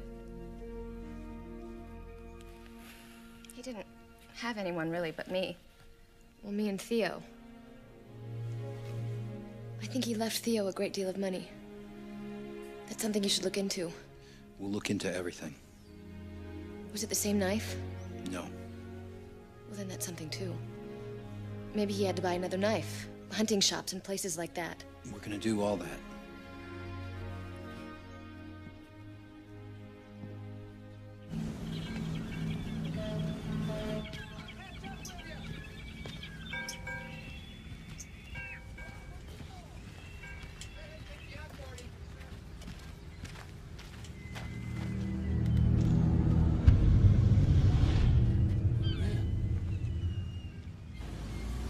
It's a common misconception that the lawyer-client privilege ends with the client's death? I'm aware of the privilege, Mr. Ziegler, but Miss Ernst is the executor, and she specifically and explicitly waived that. I don't see how your late client's interests are best served by obstructing the investigation into his murder. All right, what do you want to know? The terms of the will. Well, you know, actually, it's a very simple instrument. There are some sizable charitable donations, and, well, almost $100,000 to Theo Palacio. There were, of course, the children. Children? Max and Eleanor Ernst had a son 8 years before they had Cynthia, John, and a troubled boy. You know what happened to him? Well, I don't know the whole story, but there was some trouble with the law, and after that, the son left town. You know where he is now? No, Max never wanted to have anything to do with him after that. How does he figure in the will? Well, he doesn't. Well, I mean, he's mentioned in it, of course, but that was my suggestion. You see, as a legitimate child, he could have asserted a claim if he hadn't been mentioned in the will at all. Max leaves him $100.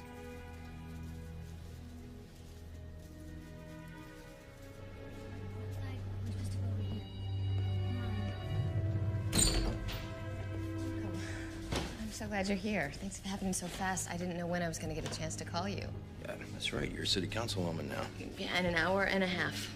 Congratulations. Cynthia, you never told me you have a brother.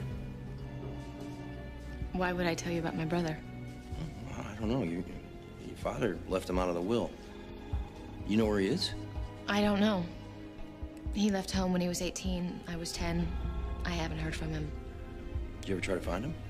Yes, I tried to find him when I first joined the force. My father found out about it and he put a stop to it. I can't talk about this now, Malcolm. I have to be at City Hall. Yeah, but, did your father ever try to find him? It's too painful, Malcolm. I'll see you later.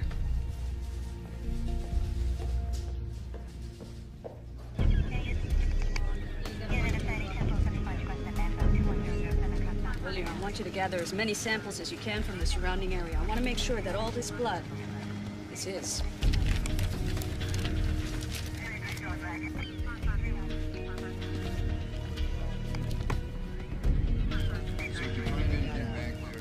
Okay, case 2003-8914. Take him home.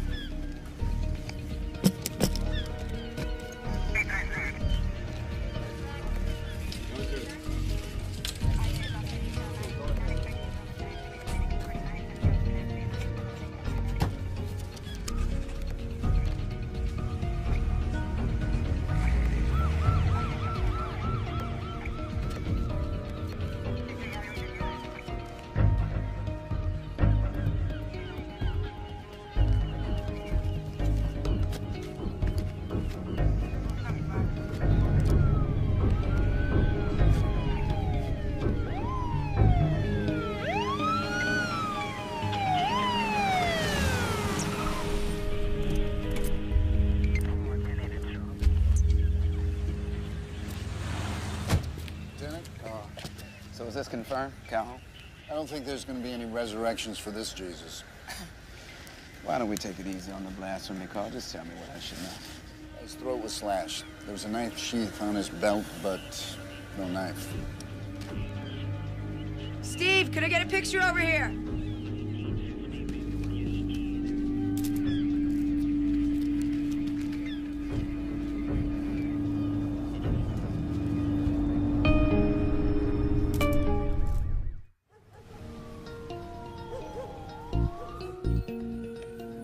Seems in order.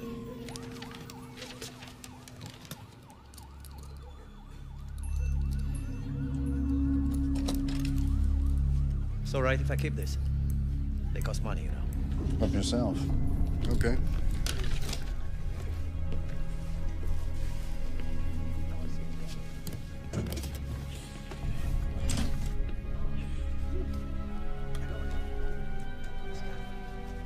He dead? Yeah, he's dead. Crazy goat. All the money in the world ain't gonna help him out now.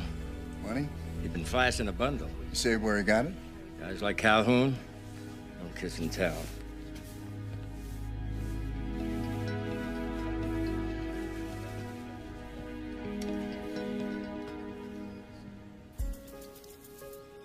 flange A is supposed to make the abut with tab C? It is abutted. Give me another one of those thingies. The manual doesn't say anything about thingies. It means these, Mom. See? He understands me. Ah! Mary, these are fine. You can run them through. You got my message about the press conference, didn't you? Yeah, I'm gonna head over there soon. Do you want me to go over there with you? No, I'm fine. Have a good evening.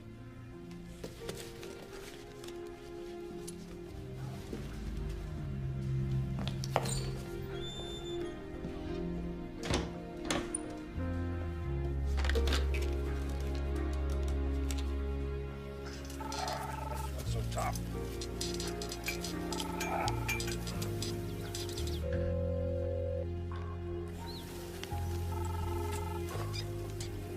No.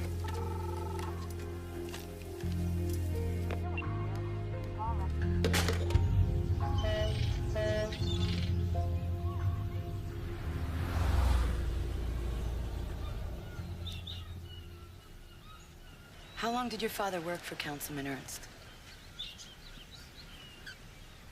I'm not sure I could say in years. Since I was a small child. Was your father aware that he was included in the councilman's will? If you're suggesting... I have to ask these questions. You just want to know if my father had a reason for wanting his employer dead. It's perfectly obvious what you're getting at. My father is not a wealthy man. My husband isn't a wealthy man either. Maybe you ought to check my husband, too. I appreciate you taking the time.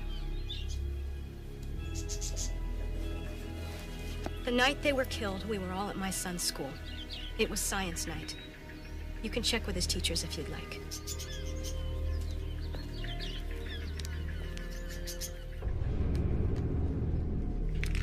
Lab results show all the blood on the scene was Calhoun's.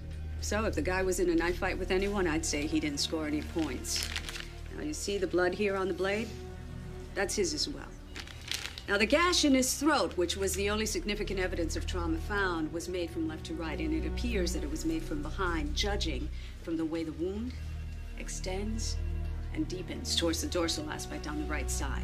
So what does that tell you? Well, you know, it's consistent with what I said before, no knife fight. Now, I'd hypothesize that someone jumped him from behind, grabbed Calhoun's own knife out of his sheath, and, you know, let him have it.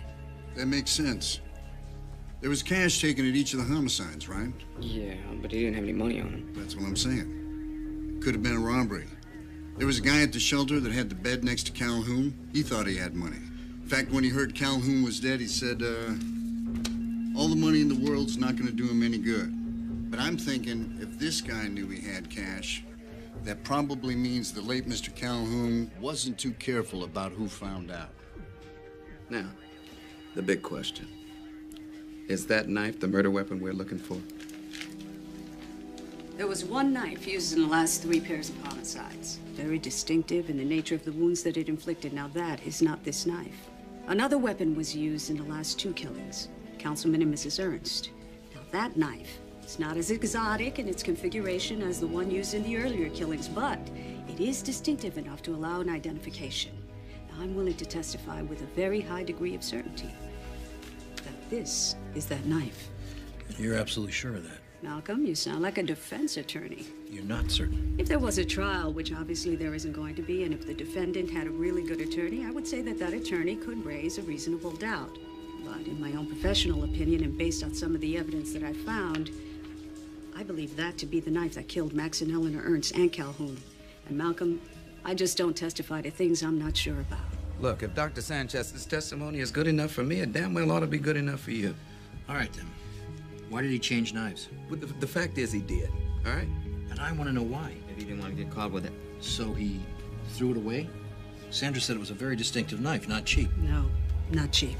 So why would he throw away an expensive knife? Maybe it broke. Maybe he had a change of heart. He didn't want to kill anymore, so he got rid of it. And then the impulse comes over him again. I know this killer. I know the Book of Revelation. He's steeped in it. He's steeped in the twisted version of judgment that many people have of it. I saw a pale horse, and he who sat on it was named Death, and the grave followed with him. And he was given authority over a fourth of the earth to kill with the sword, and with hunger, and with death.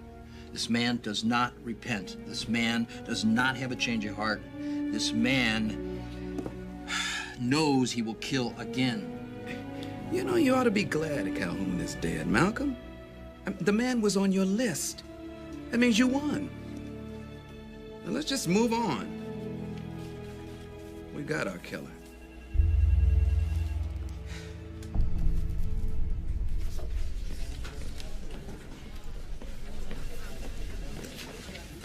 ¿Puedo contigo un minuto? It's not gonna take long, is it? I gotta get to this press conference. Yeah, just a minute. Okay. Go. I didn't want to get in the middle of all that stuff earlier, but I had to tell someone. I'm listening. It's Calhoun. The way he was killed. What are you talking about? Dr. Sanchez's autopsy stuff. Left to right, from the back, I guess that's okay. I mean, I'm no medical examiner, all right? Is there something that's not okay? You gotta picture the place where Calhoun's body was found. There's this old shack. I mean, it's falling apart. Rotten boards, big holes on the wall. I found some hairs. Hairs? Calhoun's? But on the inside of a hole, somebody else's. So, someone jumped him. They cut his throat. And then they slammed him against the shack. It's not consistent with the blood spatter. If he was cut away from the shack, there'd been blood there. There wasn't. All the blood was pulled around him at the wall of the shack. Calhoun was there to meet someone. Somebody knew that he was going to be there. And they hid in and around the shack. And then they killed him. That's what you're saying. The other hairs inside had to belong to someone. It's all in my report. It's good work, pal. It's real good work. Thanks. Okay, let's settle down, everybody, please. Listen, I want to apologize to all of you for having you come down here so late for this announcement. If I seem like I'm in a very good mood, that's because I am. The serial killer who has terrorized this city, the man responsible most recently for the deaths of Councilman Max Ernst and his beloved wife, Eleanor, and before that, for the 6 terrible and savage homicides, is dead. Apparently murdered in Northland Park. His body was found this afternoon by a passing civilian, and the weapon he used in his rampage of death was found nearby. We owe the solution to these murders to the diligent and professional work of our homicide division, led by Lieutenant Leo Newbold, whose detectives had already narrowed their investigation to a very short list of suspects. I'll let the lieutenant explain all of that to you and answer all your questions.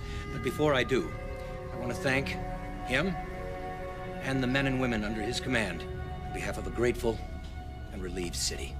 Thank you.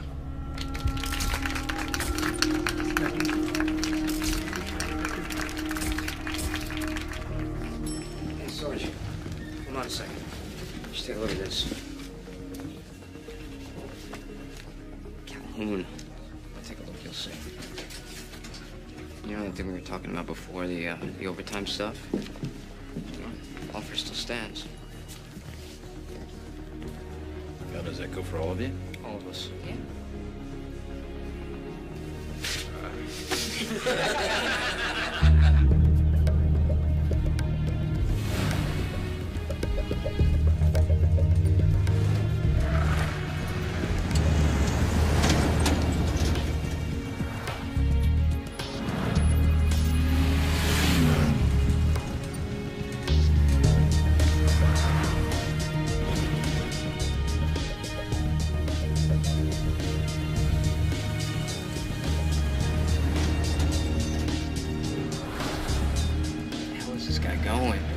Yet. He's driving around town. Yeah. How long do you think we're going to be doing this? I don't know. You know, as long as you feel like doing it. It's voluntary, bro.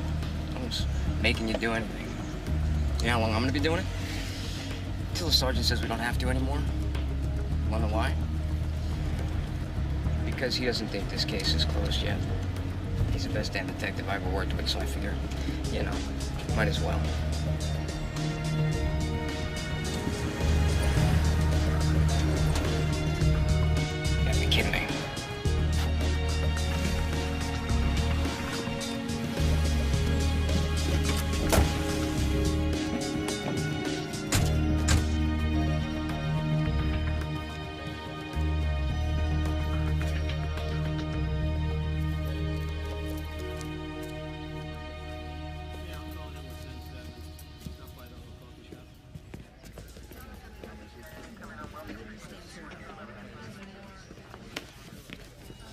help you? Whoa, wait a minute. You can't just walk in here. You have some business? I think he's here to see me, Marty. Is that right, Elroy? Yeah, that's right. All right. Come on in.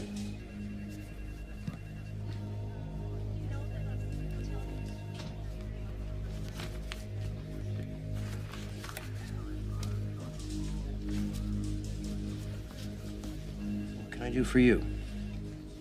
I know all about you, Sergeant. What do you know? Father Ainsley. That's right, isn't it? No. You were a priest. Was a priest, not now. Why not? Is that any of your business? I'm a truck driver. Is that any of yours? You know, that thing that you said the other day, it's from Isaiah. I looked it up right here. Oh, I'm glad to hear that. How come you're saying things like that if you're not a priest anymore? I just want to see what you would do. Well, that didn't get you anywhere, did it? I didn't do anything. Yes, you did. You did two things. You looked it up, and you came here. I'm not some toy you can play with, Father. Sergeant. Father. You can't change what you are. We're not here to talk about me. What are you, Elroy? Why do you have people following me? What, you think I don't know about that? What are you, Elroy? I am what I am, okay? Now make them stop! Well, they'll stop when they stop. Hey, you pick on me just because I make a mistake once? What do you mean you made a mistake? They're supposed to be sealed, you know? That's the law, it's your law, so you better follow it! My law's different. Sergeant. Watch out.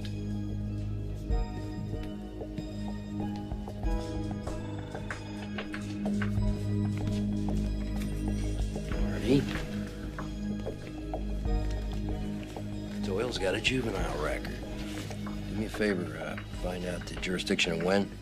I'll get a court order on sealing it. You got it. Thanks.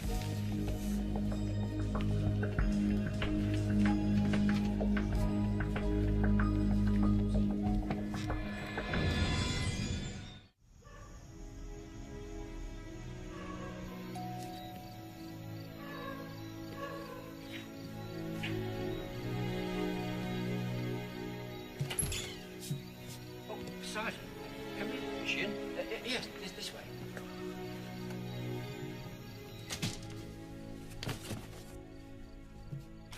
Sergeant Ainsley is here, Miss Cynthia. Will you be wanting anything? No, thank you. I'm so glad to see you, Malcolm. I know it's late. I didn't know if you'd be up. Not a problem. Actually, I'm not living here yet. There's still so much to do. I haven't had a chance to thank you for catching that man.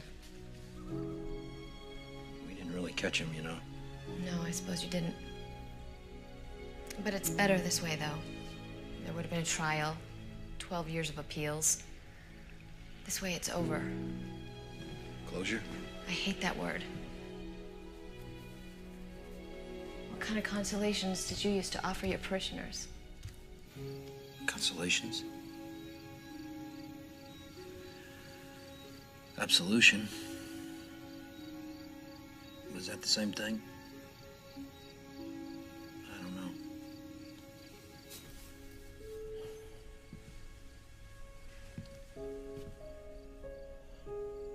I don't know what I believe in now.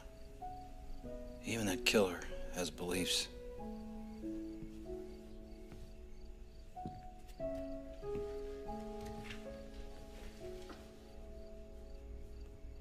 I used to be that way. That's not true. You used to believe in love and forgiveness. Not some god who told you to kill people. Well, that's the point, isn't it? We feel we have this calling, and it's just us talking to ourselves. Is that what happened to you? More or less. I began to wonder if I wasn't living this life because of some need inside me to fulfill that kind of loneliness. And if that was true, it wasn't really a vocation, was it? It could have been. Then I met Karen. And you fell in love with her. thought, if God wants me to walk away from this, I will. I thought, what kind of calling is this if it's just me talking to myself? And if I didn't know the answer, how could I be a priest and pretend that I did? You're going back to her, aren't you? I don't know. I want to try, but I can't if... Please. And please don't tell me you're sorry. God, I hate you. You better go. Please. Don't worry about me, Malcolm. I'll be fine. I'll just run for mayor in a few years, just like Daddy was gonna do. Malcolm! Do you talk to her about the things that we just talked about? I used to. But it was a long time ago.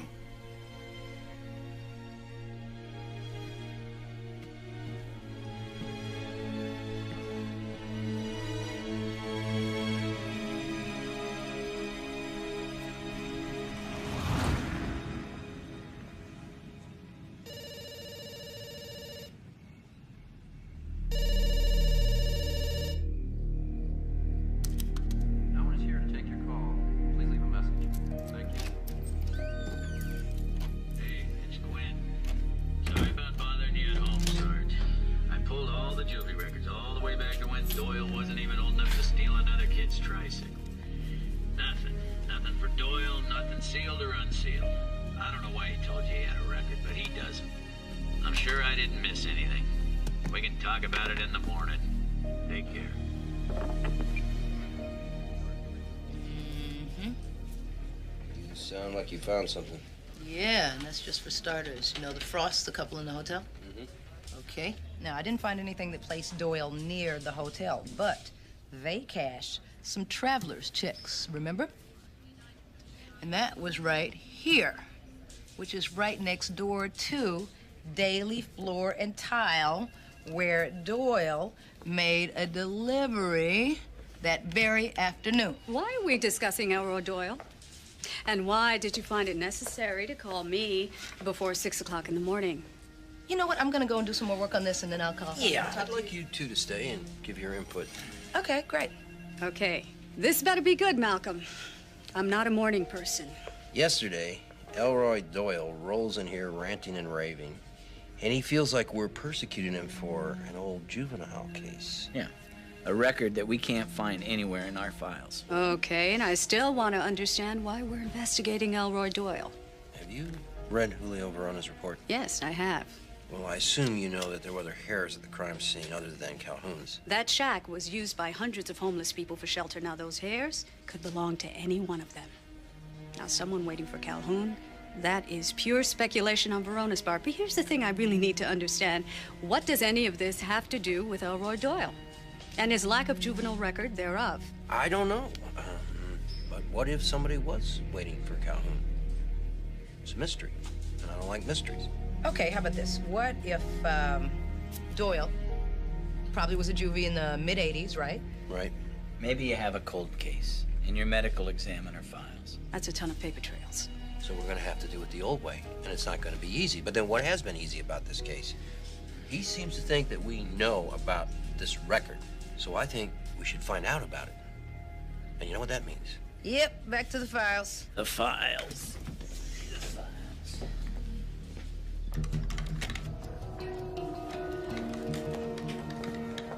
Here we go. Help yourself, Carl. Give me a break, boy. Yep. That's it? That's all he took. He's a slow reader, darling. Thank you.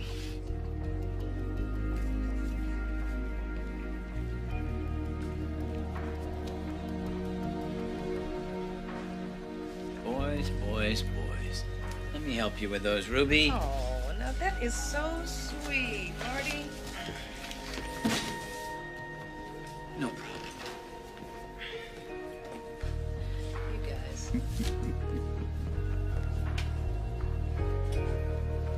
Okay.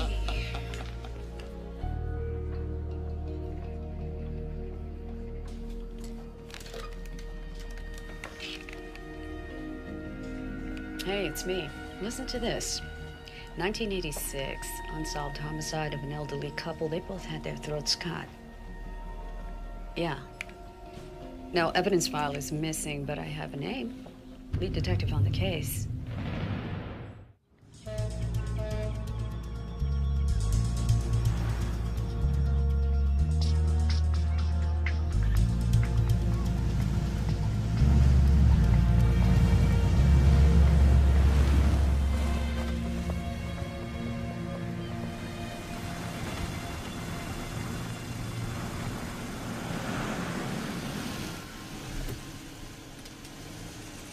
Hello. One of you, Toby McClellan? That would be me.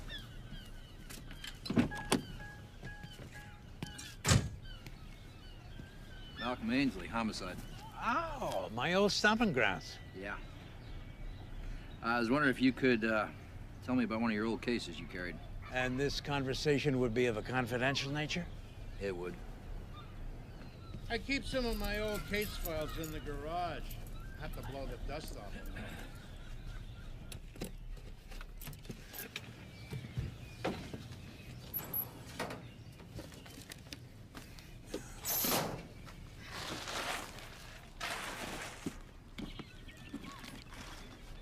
Crimes of passion, celebrity killers. I'm not gonna find it this way. Tell me again. It was a double homicide. Couple was in their own home. Juvenile suspect. Yeah. Big ox of a kid?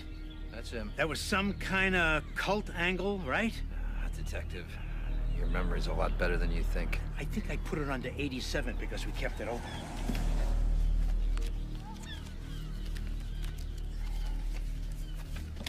This is the one. A Japanese couple, he cut him up real bad. A kid lived a block and a half away, and a neighbor saw him hanging around, if I remember right, huh? That's what it was. We even had the damn knife. But no prints, though. There was a church on the corner, cemetery in the back, hadn't been used in 100 years, and that's where it was. All covered with blood, just lying there in the grass. But no prints. You keep saying that. Hell no, we had prints. There was a print set in the blood. What happened? We had the prints on the knife, we didn't have his prints, and you cannot fingerprint the juvie without his mommy's permission. It's the dumbest damn law I ever heard of in my life. You mind if I take this? Why not? Police department property anyway. It would have made a great story if we ever solved it. Really appreciate your help, Detective. Thanks so much. All part of the job.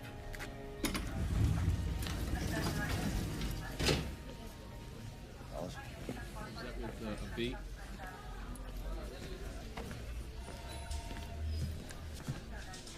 Bottom line? You're not there yet. What do you mean, not there yet? The trucking company records put him at or near virtually every one of the homicides. Near, not at. I need at. What I mean by not there is that if you arrested him, I wouldn't be able to get an indictment, let alone a conviction. What about that stuff? There's no statute of limitations. They couldn't fingerprint him then. We can fingerprint him now.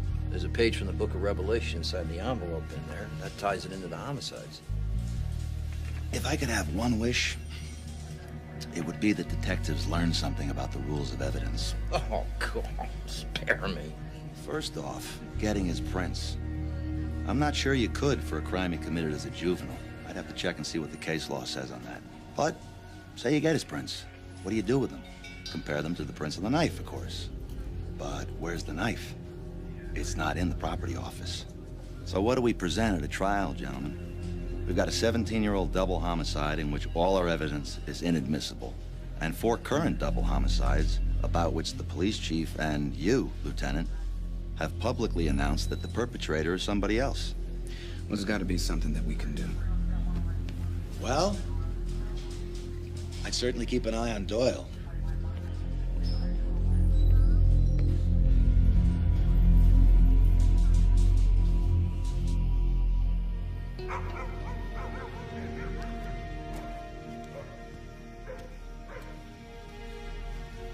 Parked his truck out front and just went in the house. Yeah.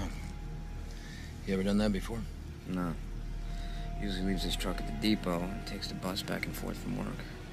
tell you, though, he's been acting real squirrely lately. Maybe we're catching a break. Lights have been off for a while. Maybe he's sleeping. You seen the mother? No. Marty, why don't you drive around the block, cover the back?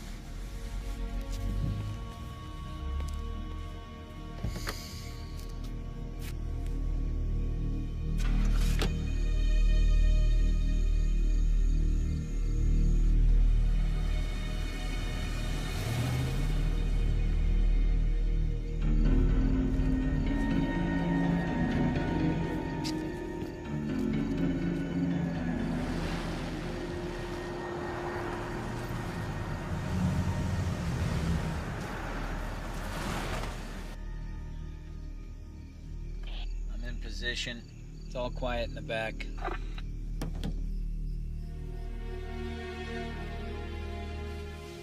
Good night, Ivan. Good night, Grampy.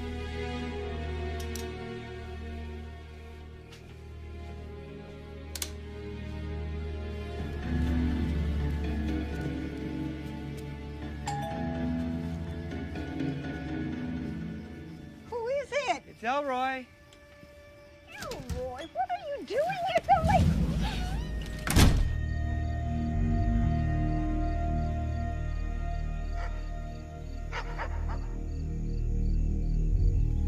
Boys, it's so quiet out here, I can hear my hair grow.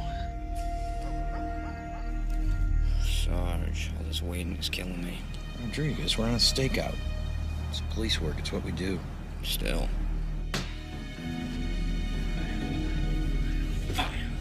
Rose, who's at the door? Rose. Ha! Filthy! Filthy! Filthy pigs! Get up! Get up! Slob! Slob! Slob!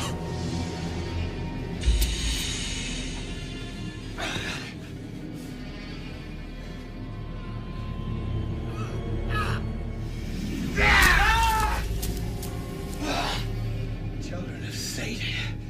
That's what you are. Abomination! Ah! I am the Lord's swift sword. Hospital 187, 1924 Ash Court. All available units, please respond. There's 4 houses up the street. Marty? Yeah, I'm on it. Move. And all the earth marveled after the beast. And they worshiped the dragon.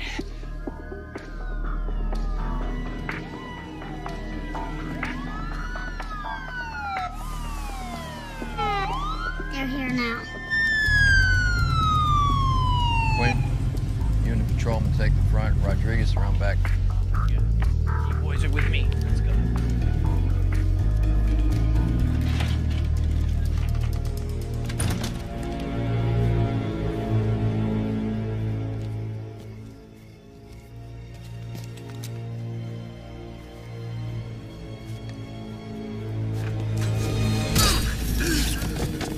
Sergeant! Father! Drop it, Doyle! Drop the knife! All the earth marveled after the beast! I'm not gonna say it again. Drop it now! And they worshiped the dragon who gave him authority! Right there! Now! And they worship the beast! Saying who is like the beast? Who is able to fight with him? Drop it now! Let me get some help back here! Lieutenant Williams, block 223. Lieutenant Williams, C block 223.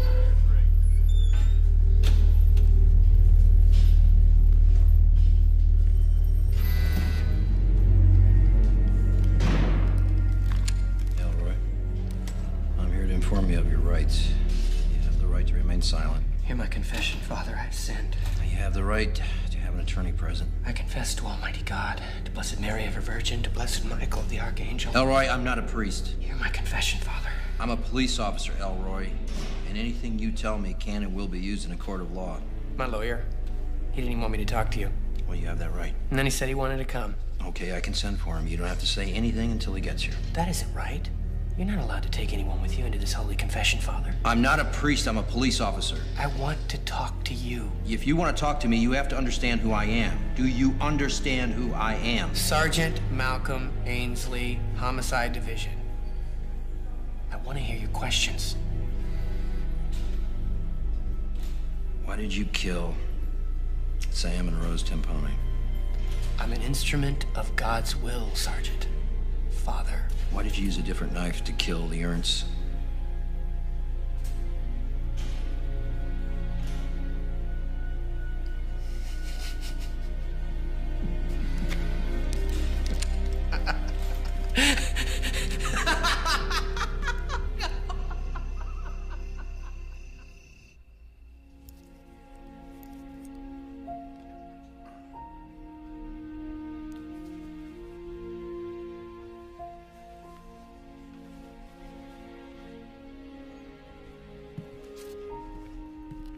Have some cocoa. It'll make you sleep better.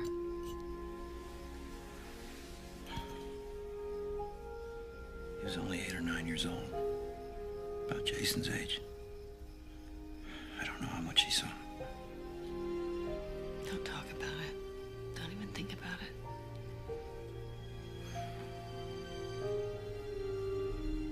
You did everything you could. It wasn't enough.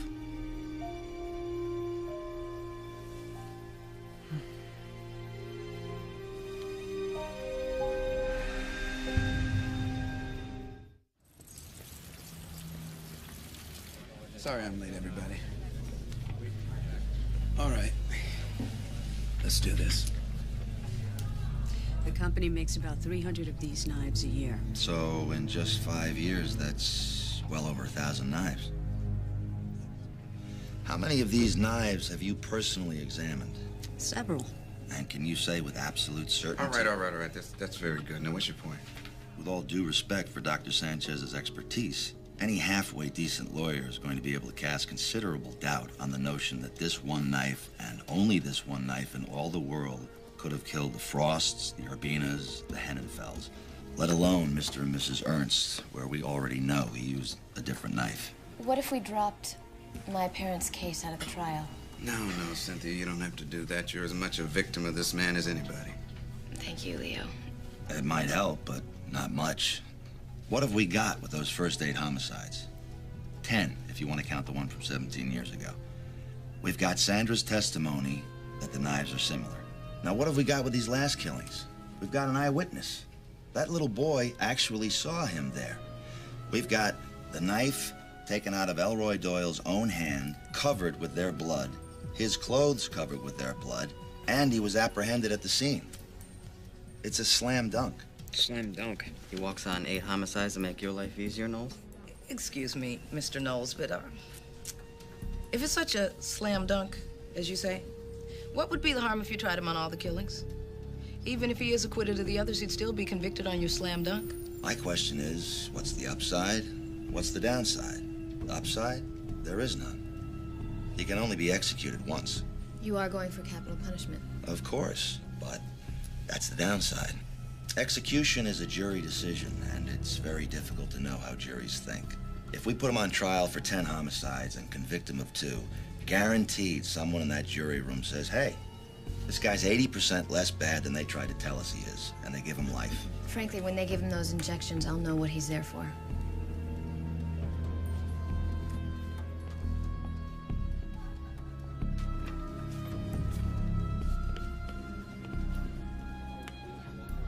I'm inclined to agree with Mr. Knowles and Cynthia. Now, let's go out and figure out everything that we're going to need to nail the lid on Doyle. Cynthia?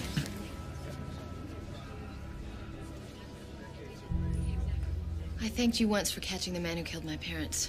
I suppose I ought to thank you again.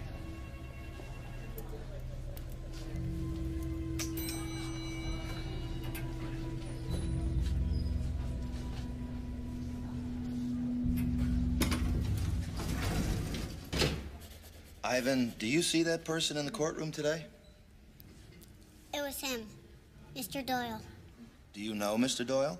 from church. How well did you know Mr. Doyle from church? I used to say hi to him because Nana said I had to. Why is that? I said I thought he was kind of creepy, but Nana said you have to be nice to people like that. I have no further... But Grampy says he was a queer duck. No further questions, Your Honor. No questions, Your Honor. The court thanks you very much, Ivan. You can step down now.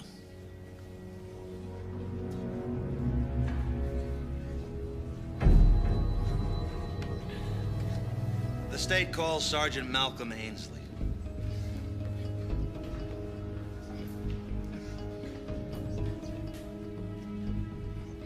Do you swear that the testimony you're about to give is the truth, the whole truth, and nothing but the truth, so help you God? I do. Be seated. Please state your name, rank, assignment, and shield number for the record.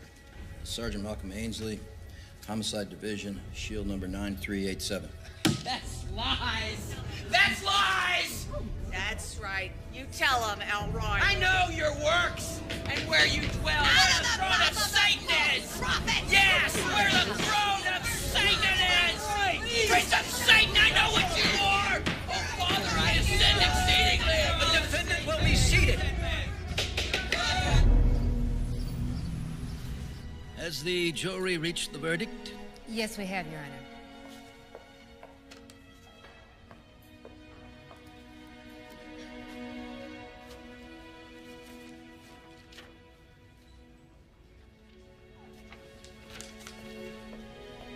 Will the defendant please rise?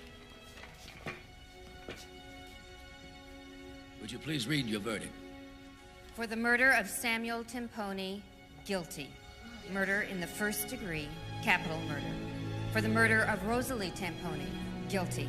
Murder in the first degree, capital murder.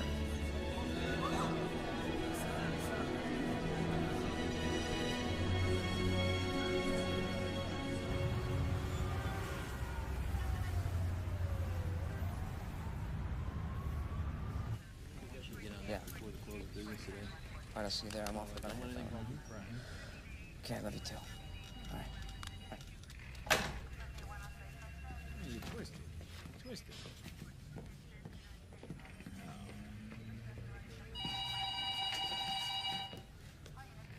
Hey, Sarge, that's your phone. I'm not here. Rodriguez, no. No! Sergeant Ainsley's on. Yeah, he's here. You just caught him. Hold on. You're dead, Jorge. It's for you. Don't make him wait. They said it was gonna be easy, Sarge.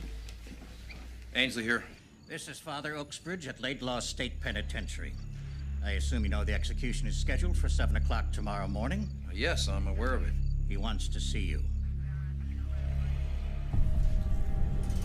This is Father Oaksbridge.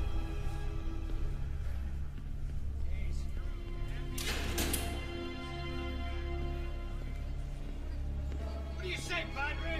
Not my appeal coming. Misereatur vestra leptens Deus et de missis peccatis vestris producat vos ad vidum aeternam.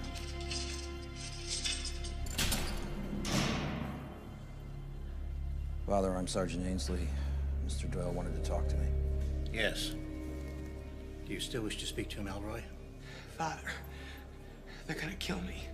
I've just got a few minutes, please. They're gonna kill me. May God have mercy on your soul.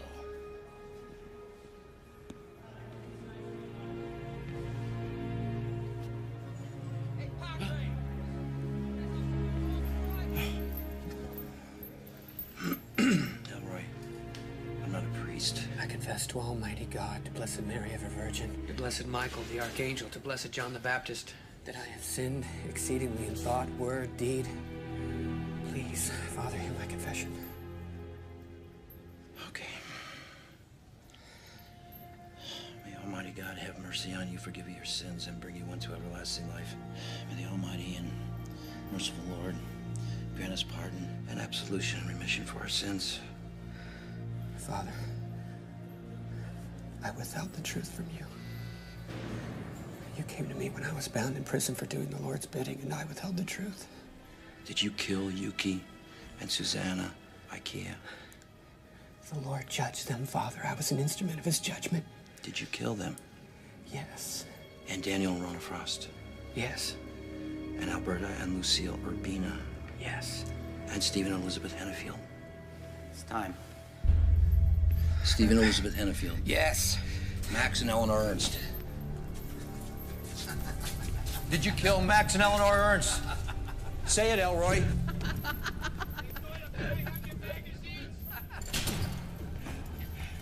I didn't use any different knife, Sergeant Father. That wasn't me.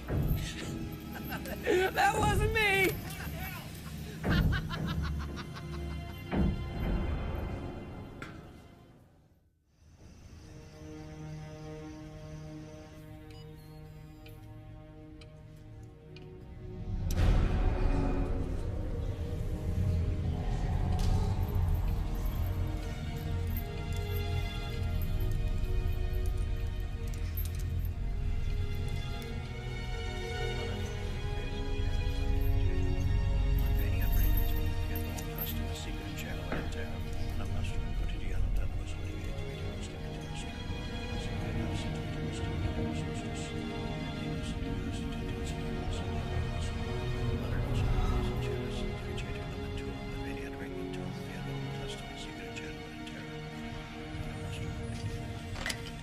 Line check. Is he here, Warden? He's here.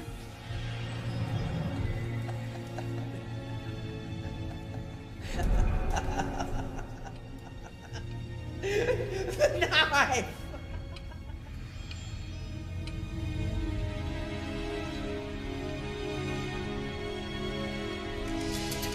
The knife! You're not a priest! You're not a cop! You're nothing!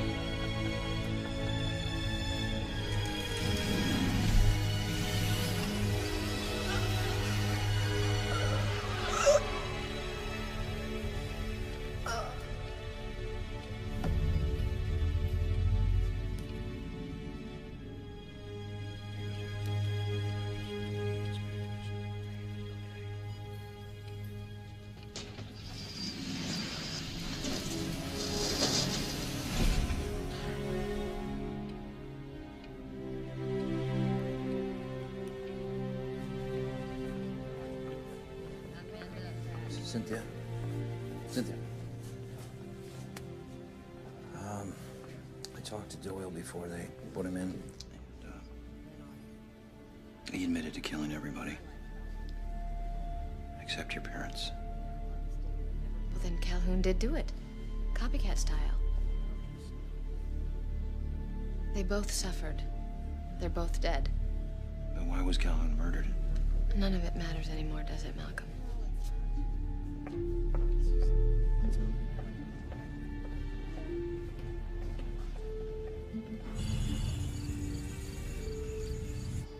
This is such a crazy place. I mean, it could be you're in luck. Could be. Either it's there or it isn't. Well, yeah, it would seem that way, but nothing's ever that simple. Ah, here it is. Ah.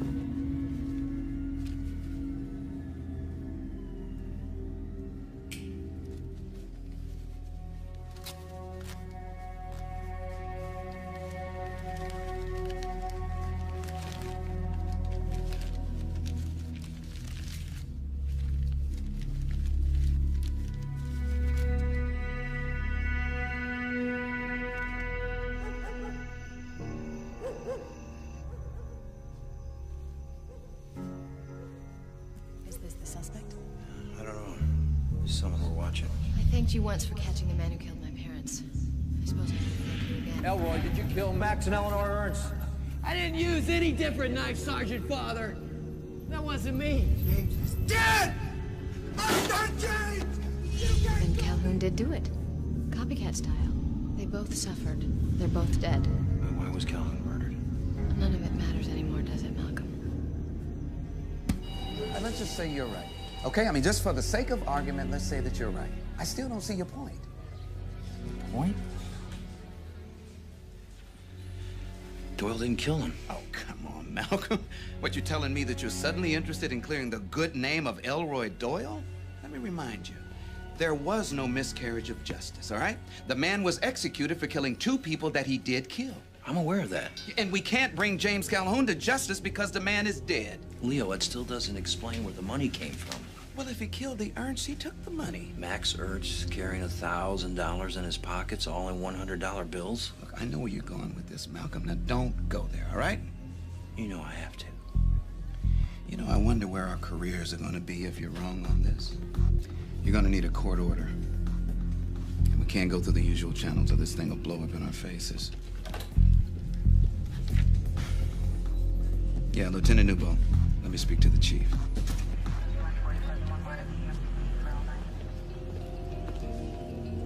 Well, I can't wait to hear what is so urgent, Leo. Why we're having a meeting here in the parking lot. I had to cancel 2 meetings. Do you know that? Good to see you again, Sergeant. Chief. So this is about reopening the murders of Councilman and Mrs. Ernst. What? Thomas, give us a minute, will you? What the hell are you talking about? Sir, we have evidence suggesting that Elroy Doyle was not responsible for the murders of Councilman Ernst and his wife. Now, we didn't want to proceed with an investigation of this sensitivity without, of course, clearing everything through you.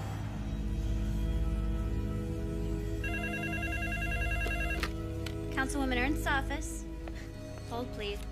It's Chief Ketledge's office. It's urgent. Hello? Lieutenant Newbold and the chief are discussing reopening your parents' murder. Really? I just thought you ought to know. Well, I appreciate you letting me know. Thank you, Thomas. Bye-bye. I have to go out for a while. Don't forget about your 3 o'clock. Okay. Okay, but put this thing to bed. Once and for all. Thanks.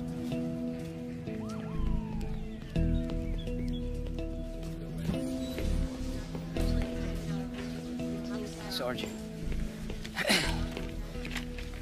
Bank printout you wanted. It's all there. Dates, amounts of transactions. Looks like you were right.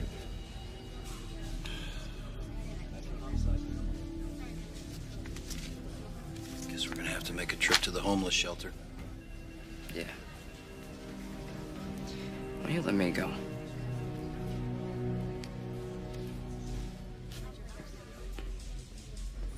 Positive? Oh, yeah, definitely. You don't forget someone like that coming to a place like this. I didn't know she was a cop. Yeah. Thanks. You're welcome.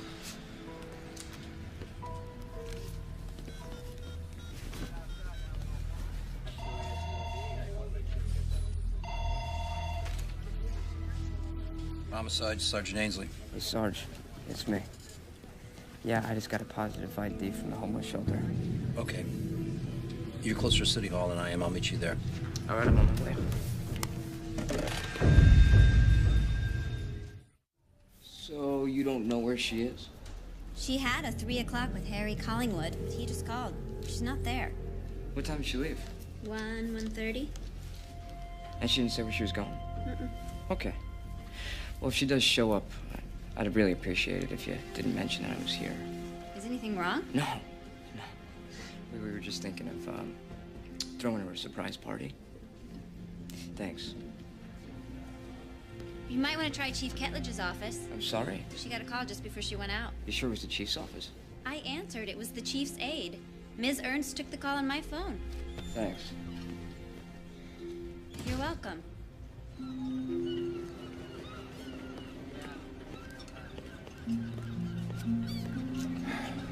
The car's not parking. She knows. Chief's aide snitched us out. Think you want to put it on? No. I just want to give her a chance to end this thing the right way. Maybe she's at home. Let's go check it out. Malcolm Ainsley. What? What do you mean? Yeah, but did my wife... Okay, I'm sending a policeman over right now. Jorge, go get another car from Motor Pool. You know where Jason's school is? Pick him up. You're so transparent. I can see what you're thinking. You think I don't deserve to have him. That's what you were gonna say, isn't it? Deserving has got nothing to do with this. I think it does. You ought to talk to your husband about that. When he was a priest, it was all about God's will. Now it's about justice. What a beautiful world you two live in. You two deserve each other. If you don't care about justice, why did you join the police department? You don't know? Your husband didn't tell you about my controlling father and your little therapy sessions? No, never.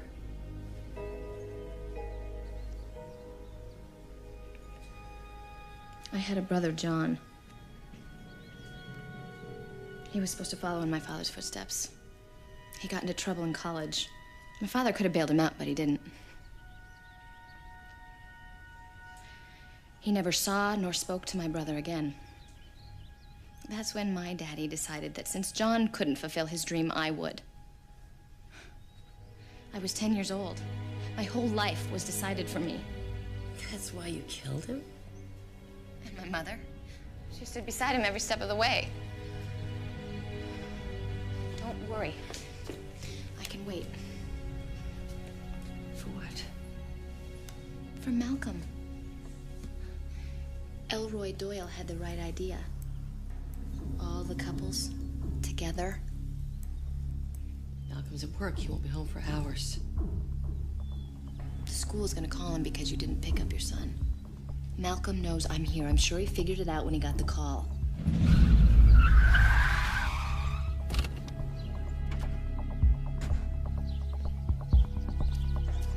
I'm sure that's him now.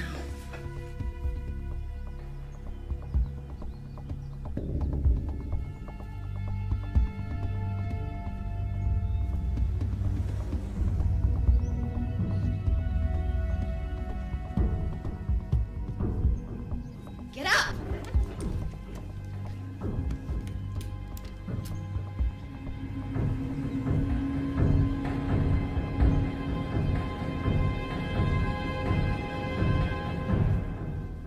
He's being clever.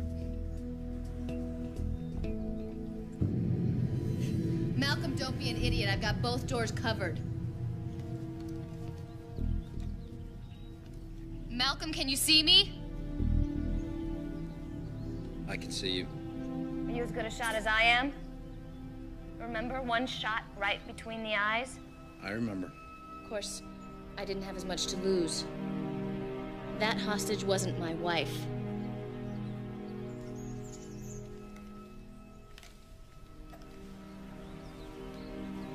Good, Detective Ainsley. Join us.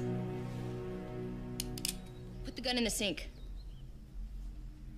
Now! Step away. So, you figured it all out, didn't you? It wasn't hard.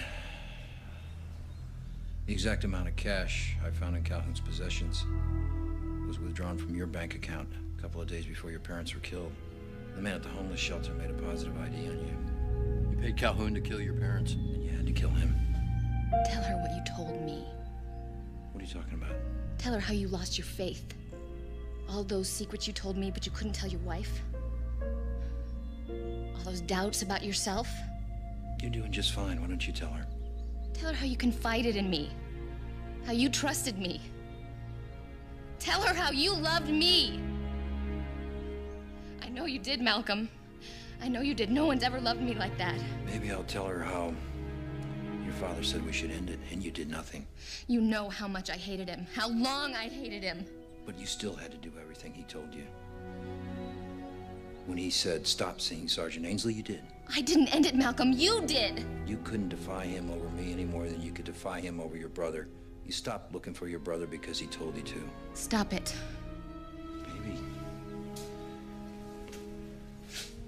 Maybe you could have helped him. It wouldn't have been that hard to find him. I did find him. He died in prison. Someone killed him over nothing. He wouldn't have been there if Daddy'd helped him. Daddy let him die. An eye for an eye, Malcolm. No! I did it for you. I did it for us. I couldn't defy my daddy, but I could kill him. It was the only way.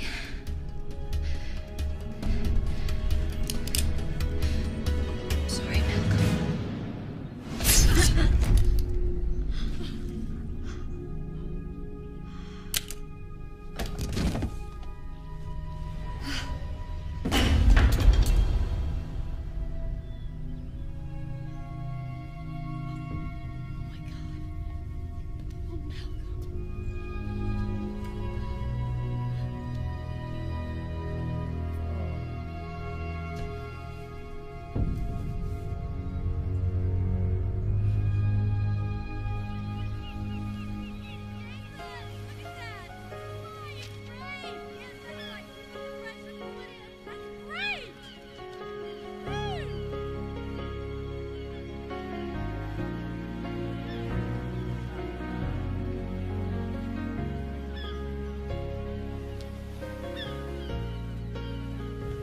Sarge. Give it some more slack. He's getting good at it. Jorge. Yeah. Well, the caseload was stacking up on us. Lieutenant wanted to know when you might be back. You're doing good, guys. I talked to your doctor, and, well, Doc gave you a clean bill of health. Come on, Dad, we need you. Okay, all right, go help Mommy. I'll be right there. Come on.